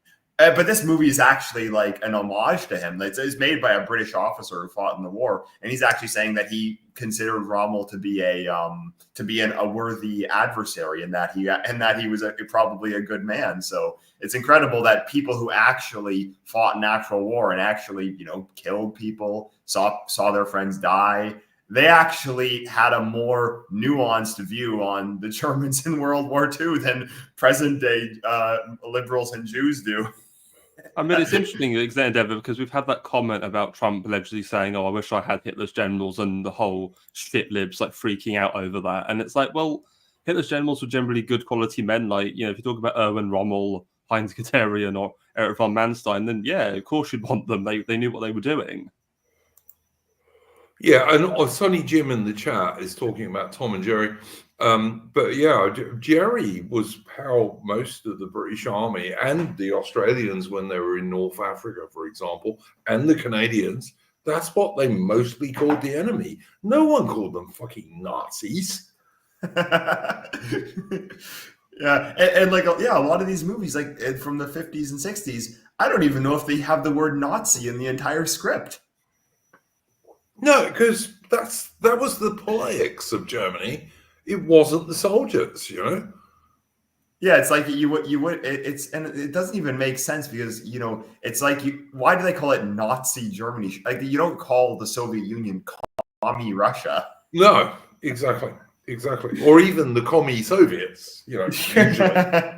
But yeah, no, but the guys who were fighting them. And like I say, I'm 59 years old. So when I was a young dude, I knew loads and loads of guys who fought in World War II. And I didn't hear much hatred for the Germans from any of them, really. Because, all right, they were a bit rougher on the Eastern Front. They were, for sure, because it was a rougher war. But in general terms, when they were fighting us in the West, the Germans, for the most part, stuck to the rules of war. They did mostly. Yeah, I actually had a one thing that kind of was a way that helped me wake up from a lot of the propaganda you get about that kind of time period is that an older Polish guy who I knew growing up, who lived in our neighborhood, he died a couple of years ago, but he made it to his I think he was like 93, 94 when he finally died. But he was in the Polish Home Army during World War II, so he was part of the Polish resistance. And he even said that, like, so he did tell a lot of stories that were pretty horrific. So I don't mean to say that the Germans never did anything wrong during the war because of it's a war and everyone did stuff violent. But he even said, like, the average German soldier was a decent person. maybe someone like the commissars commissars, that's the communists. Some of the Gestapo guys, they were pretty brutal, but the average guy was probably a decent bloke. And he even told a story about a German officer who spared his life after he was caught stealing. After he was caught stealing from a textile factory that they were forcing him to work at. The German officer there basically just said, like, well, I have a son your age, and he'd probably be doing the same thing. So I'll let you off on this one. So it's not how it shows it in the movie. Oh look, it wasn't always like that. Endeavour. I mean, for example, the Canadian troops in Normandy got into a little private war with one of the SS divisions because one of the SS divisions killed some captured Canadian soldiers. But all the Canadians did was they just did the same to that SS division, basically. Yeah, exactly. I mean, it's war, and like everyone there's going to be everyone's going to do something brutal in the middle of war. I mean, it's not a tea party, so yeah, exactly right. And you get bad guys on every side. You just do. But yeah, I'm not trying to pretend that it was all clean and nice and good. I'm not saying that for a minute. But by and large, Western Allied soldiers did not refer to the Germans as Nazis. They didn't. They were Jerry's, or if you were an American, they were Krauts. Yeah.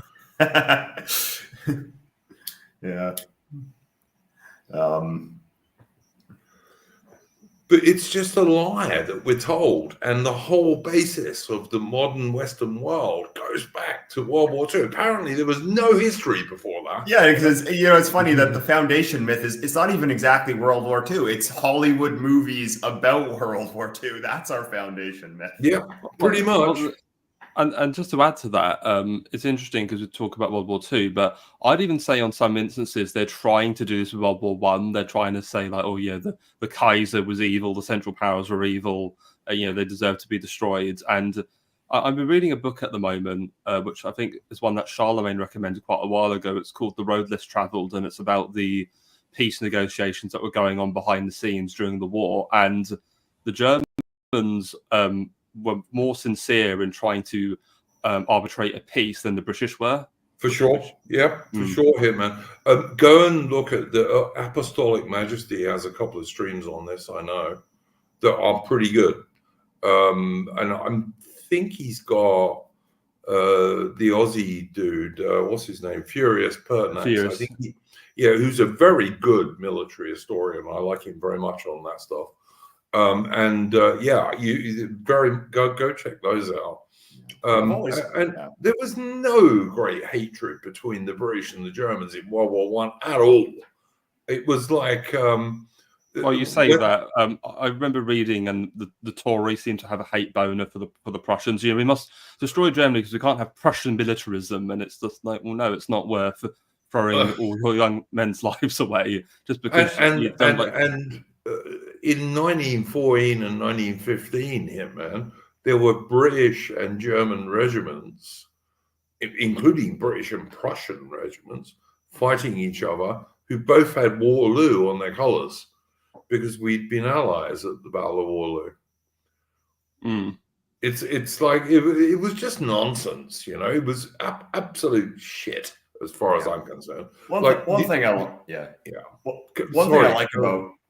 thing I like about World War I is it hasn't been as politicized, so you can kind of get a better idea of it through mainstream literature and stuff like that. I don't find it's nearly as biased as the stuff we get about World War II, and it's not built up as this big political thing. So what I like is it's still like, there's some of it, but it's mostly untainted from from all of the modern day politics being applied to it. And also I like that people can recognize the humanity in World War I a lot more, and that, we can recognize it as just being this, a terrible event, which a lot of people died unnecessarily. Endeavour, have you read, what's his name? Storm of Steel, the German. I read it in university. It's been a while, but definitely an interesting book. You read through that book, okay, and Ernst, what's his name? Ernst Jünger. Yeah, thanks. And you read through that book, and every time he talks about the British or the Canadians or anyone like that, or the Australians, he's nothing but he's nothing but complimentary. He doesn't say a bad word against our guys in that book. Yeah, pretty much. You know, they were the enemy, but he didn't despise them. He didn't hate them. Yeah, I've been meaning to read Storm of Steel for a while, but just haven't quite got around to it. Oh, you really should. Do you know what, Hitman? That would make a very good stream, actually, is if you wanted to go through that book. And I know Mitch read it fairly recently, and my friend Atman also read it fairly recently. And these are two of my friends, and they both say the same thing. Like, you read through this book, and basically, he has nothing bad to say about the British and Commonwealth forces at all. You know? Yeah, I got the page. I can quote to you. Like, I got a copy of Storm of Steel, like, third page of a book where, so he says, of all the troops who were opposed to the Germans on the great battlefields, the English, the English were not only the most formidable, but also the manliest and the most chivalrous. I rejoice, therefore, to have an opportunity of expressing in time of peace the sincere admiration which I have never failed to make clear during the war, whenever I came across a wounded man or prisoner belonging to the British forces. 100%. 100%. Yeah, absolutely true. I probably got to sign off shortly, but but we're not going to go much longer anyway, Endeavour, and I want you to plug your channel before you leave, if you don't mind. So when you have to leave, tell me, and I'll let you plug your channel. I can go 5-10 minutes. Yeah. Cool, mate. We're not going to go much longer. But yeah, no, Storm of Steel is an excellent book. It's an excellent war book, for one thing. But yeah, you will not find anything as an Englishman or a Scotsman or a Canadian or an Australian in that book which would make you feel, oh, what a German bastard. There's nothing in that book about that at all. And he kind of liked the war. He was one of those rare guys who likes war. But yeah, how bad is it that people that were literally fighting a bloody war against us a century ago have more respect for our countries than our own leaders do today? Oh, 100%, mate. Like, compare him compare Ernst Junger to bloody Rishi Sunak or Pierre Trudeau or Albanese in Australia. There's just no competition. I mean, none. Yeah, it's like I mean, like, it's like in my book, right? So for example, he's massively what would be the word? Praising, I suppose would be the word. Like, he massively praises us. It's like he's very scornful of the French in terms of the military forces, but then he's like very appreciative of like French culture. Yeah, I mean, his own backstory is basically, I think it's something like he absconded from home to join the French Foreign Legion. Like, basically, the guy just lived for war, and then he lived up to like age 102, where he was just like, I don't know where I'm going with this, but yeah, like I'd say like the book is probably like one of the few books about war which doesn't feel at all sanitized. Like, it'll just like give you some good tips. Like, for example, there's one story where he was with two other guys inside like a little French cottage. They heard an artillery shell barrage coming their way, and I think it was something like, so he stayed in the cottage because he thought, well, he was more of a fatalist, similar to my philosophy, I suppose, as to what I would do. Whereas his two mates, they wanted to go to the trench outside. However, on their way, both had their trying to tie their shoelaces back on, and the artillery shell lands between the trench and the cottage. So those two guys outside just get blown to smithereens, while Ernst Junger was just drinking a cup of tea inside the cottage, just like, oh well. Like, and the whole lesson was, the whole point is, if you're in a time of war, be decisive. Don't just, do half measures or be half-assed about something. So that's always going to fuck you up in a war, mate. Speaking as a professional soldier for about a dozen years, that's always going to fuck you up in a war. Do something, don't do something halfway. Yeah, another good war memoir is Minor of Trouble by Peter Kemp. Mm-hmm. I need to reread that. I'll reread him in the new year because it's definitely a good book as well. Because I mean, that book I think is the only book I can find where it refutes the whole leftist myth about Guernica, because of course everyone thinks Guernica was literally all Franco and Germans being nasty to the Spanish. Total lie. Guernica was a total lie, and it mainly continues today because of that bloody painting from the Spanish painter. You know. Yeah, Picasso, I think his name was. Yeah, Picasso. Yeah, it's a total lie. But but half the stuff we hear about the Spanish Civil War was a total lie. Pete Quinones did an excellent series recently on the Spanish Civil War, reading a book about it. And yeah, the good Franco was on the good side as far as I'm concerned, but whatever. Yeah, it's worth noting that Minor of Trouble towards the end, Peter Kemp himself meets with Franco, and basically Franco says like he's hoping that the British Empire will focus more on defeating communism rather than National Socialism. And of course, that you just look at that and you go, you feel a sense of what people would somberness or sense of forlornness. Looking at that and you go, so Franco could see the woods for the trees, whereas you had our elites who were just it's interesting. It's interesting you say that, Mitch, because have you read in the other Kemp memoirs? Because he wrote two others after Minor of Trouble. Yeah, I need to get them one of it in the new year. Because the follow-up is called No Colours or Crest, and it's about his time because he joined the SOE, or Special Operations Executive, and he was behind the lines in Albania. And he was, through that book, he's just really annoyed. He's like, why are we working with like the Yugoslav commies and the Albanian commies when there's like non-communist Albanians that want to drive the Germans out? Yes. It's like, why are we working with the communists?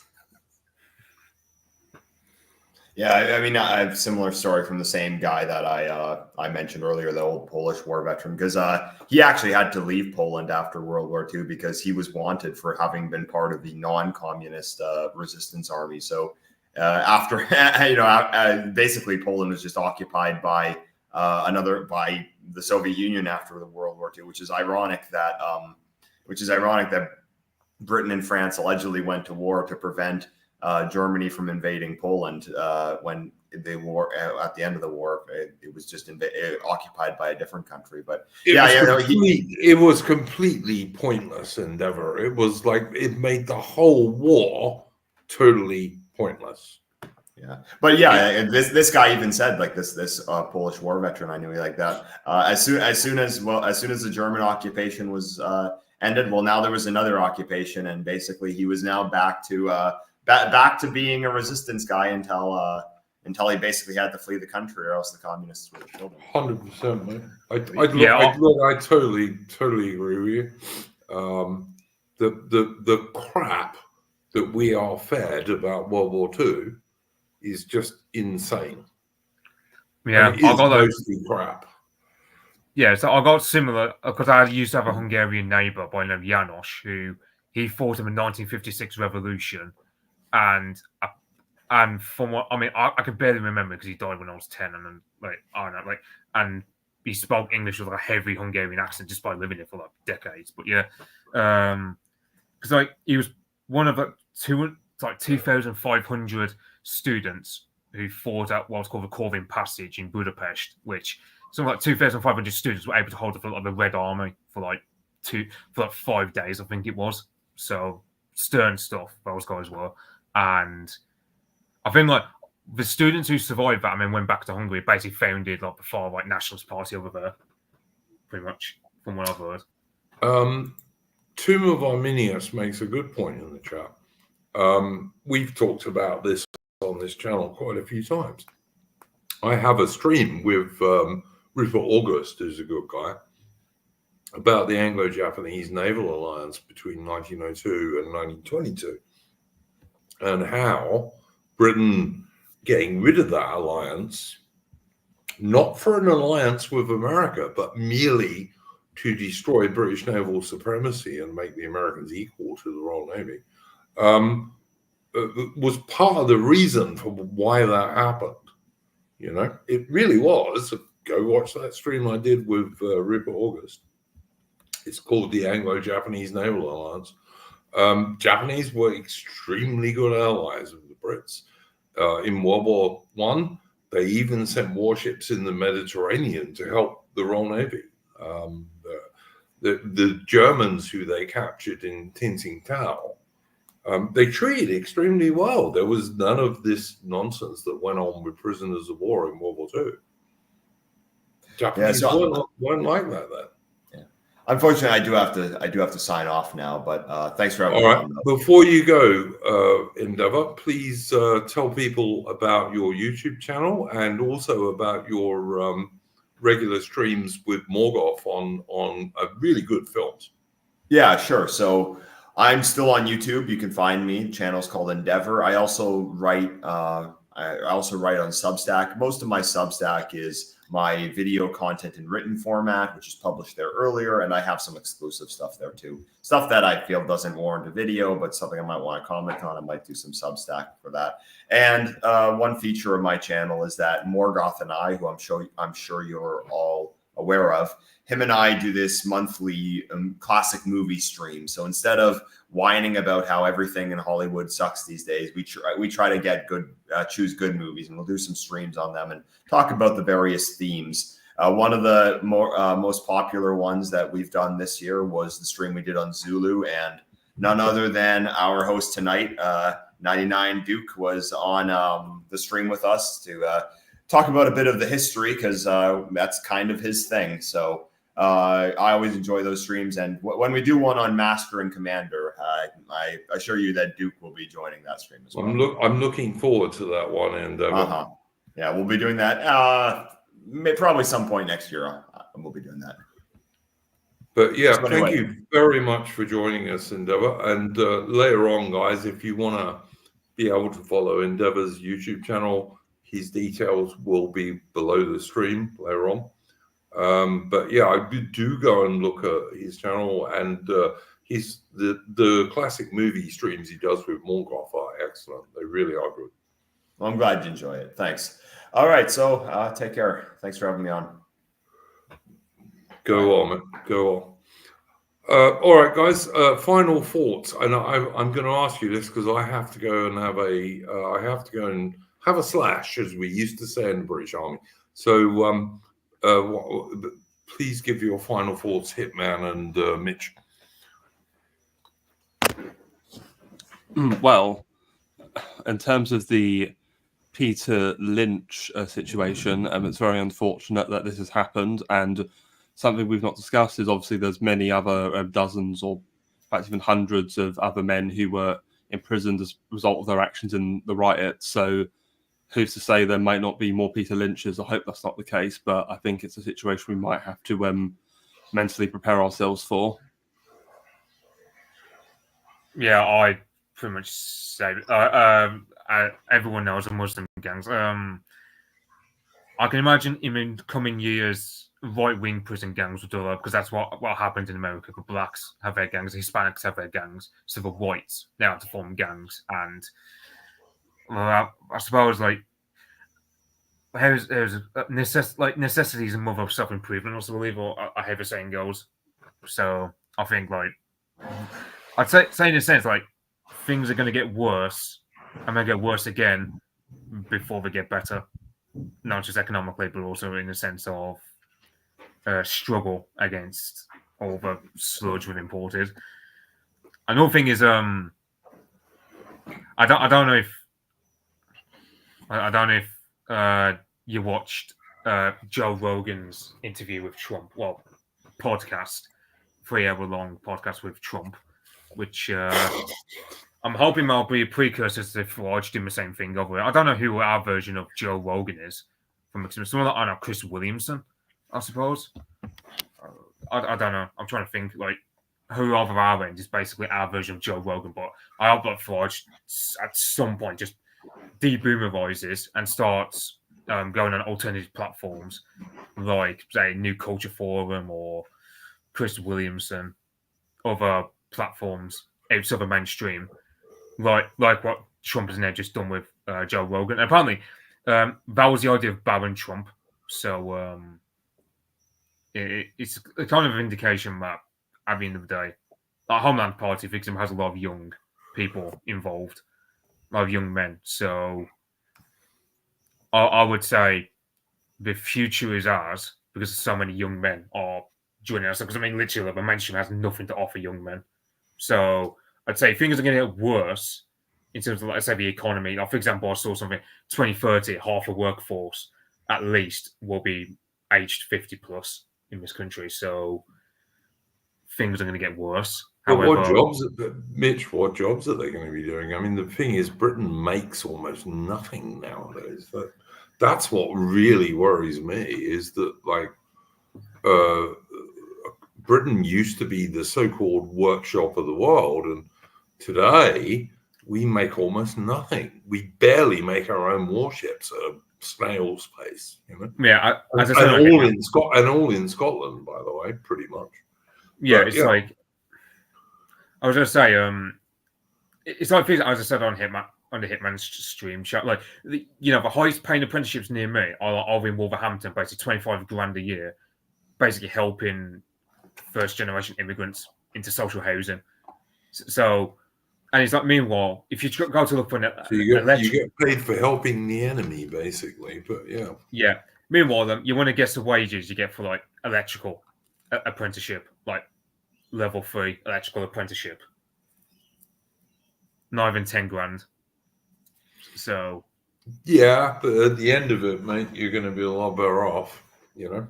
Once come on, not even 10 grand, and you got to factor, you got to travel to that place. Like, you probably got to go on buses, or so half of your, like, a big chunk of your money is already having to go towards like transport.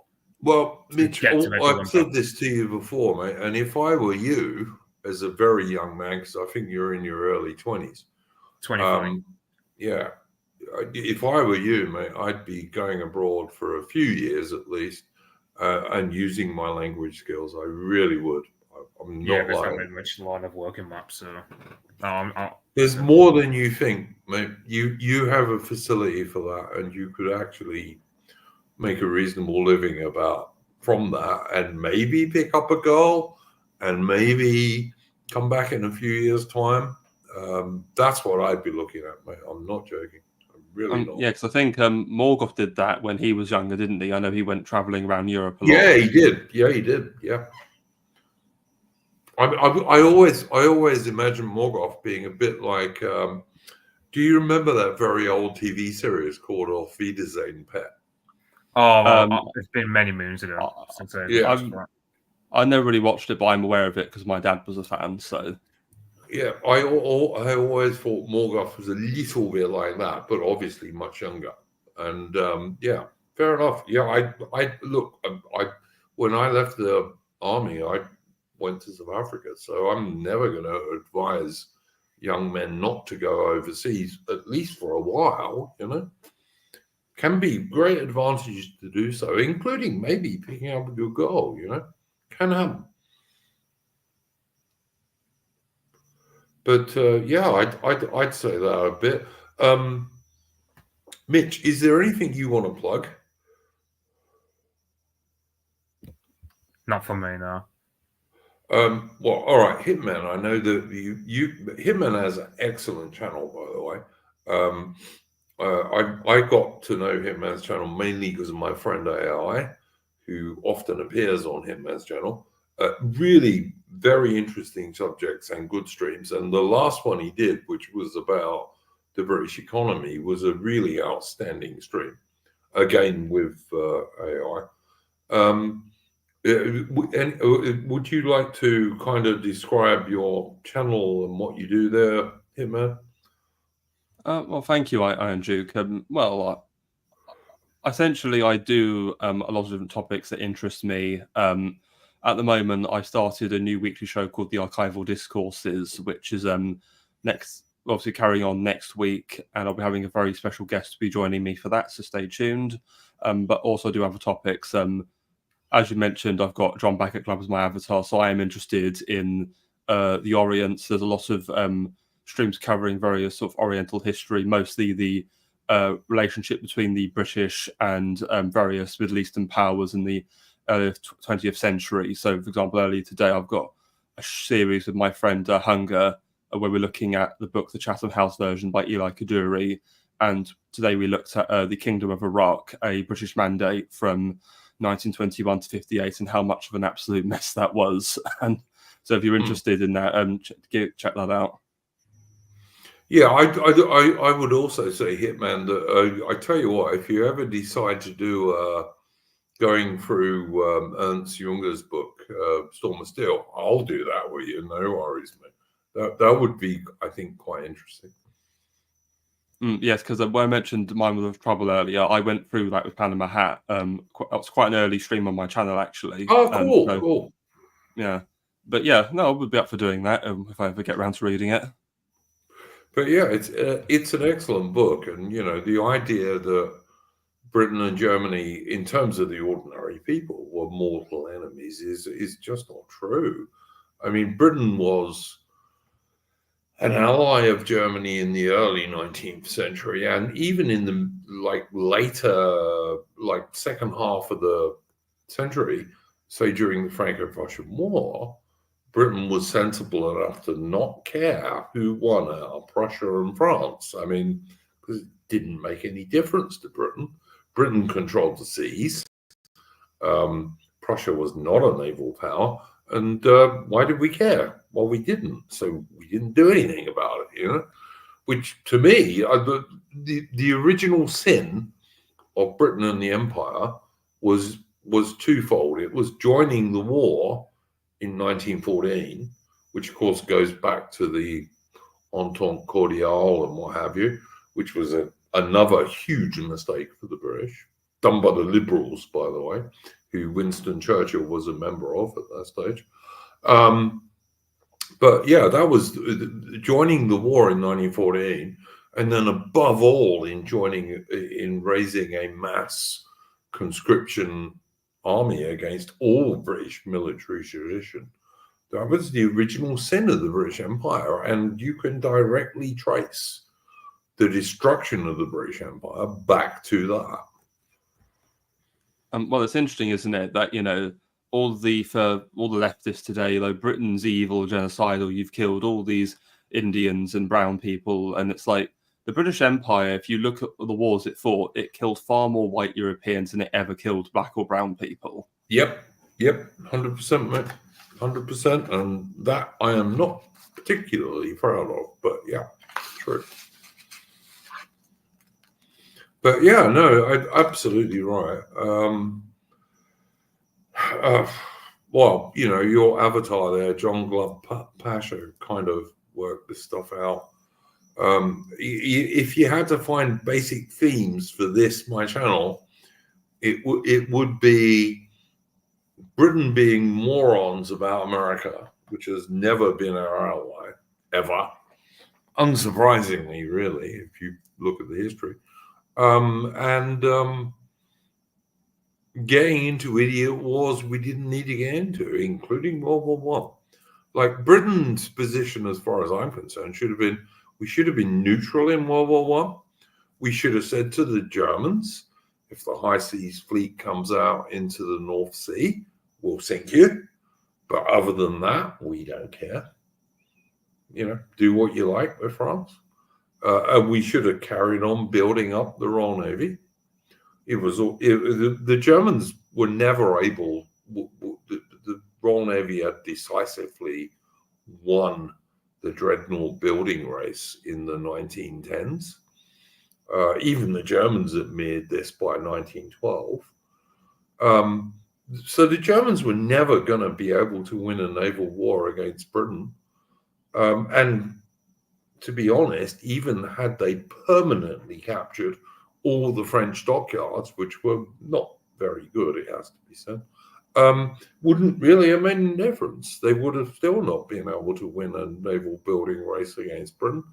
even if you assume that Wilhelmine Germany would have been able to hold the whole of France for years, which I don't think it could have or wanted to be honest. But, you know, there we go. That's just my view. Again, I will have a link to Hitman's channel under the description of this video within a few hours. So yeah, thanks very much to my guests this evening. That's Endeavour and Mitch and Hitman. We'll be back next week for Splendid Isolation number 196. And in the meantime, don't let the bastards grind you down. But because this evening's stream has mostly been about Mr. Peter Lynch, the late Mr. Peter Lynch, a political prisoner of two-tier care and a martyr to our cause, I'm going to play us a song before we leave, which I think is appropriate.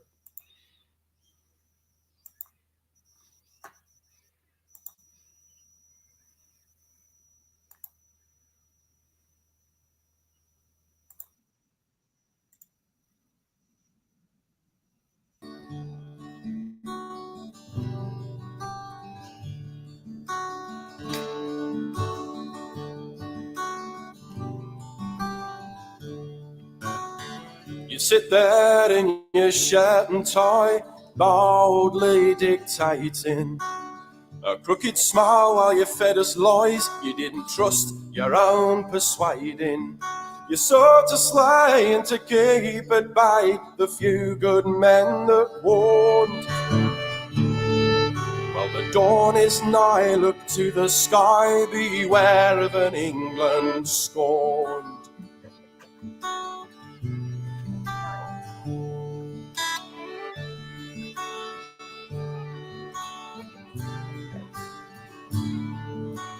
Father I, the riddle I die, for the riddle I. You were bought with coin and you played your part and you'll live to rue the day.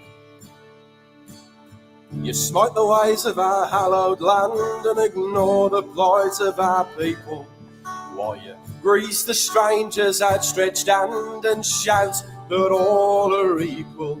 There'll be bitter cries for your deeds and lies when weird sounds the horn, and the Norns will glide through English sky and you'll reap an England scorned.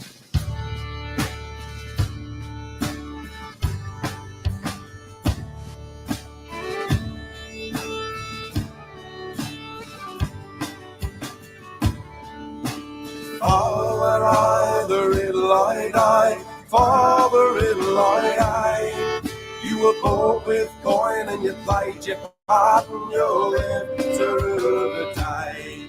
To me, Father of the riddle I die, hark to the sounded horn. When freedom cries fill English skies, you'll wish you'd never been born.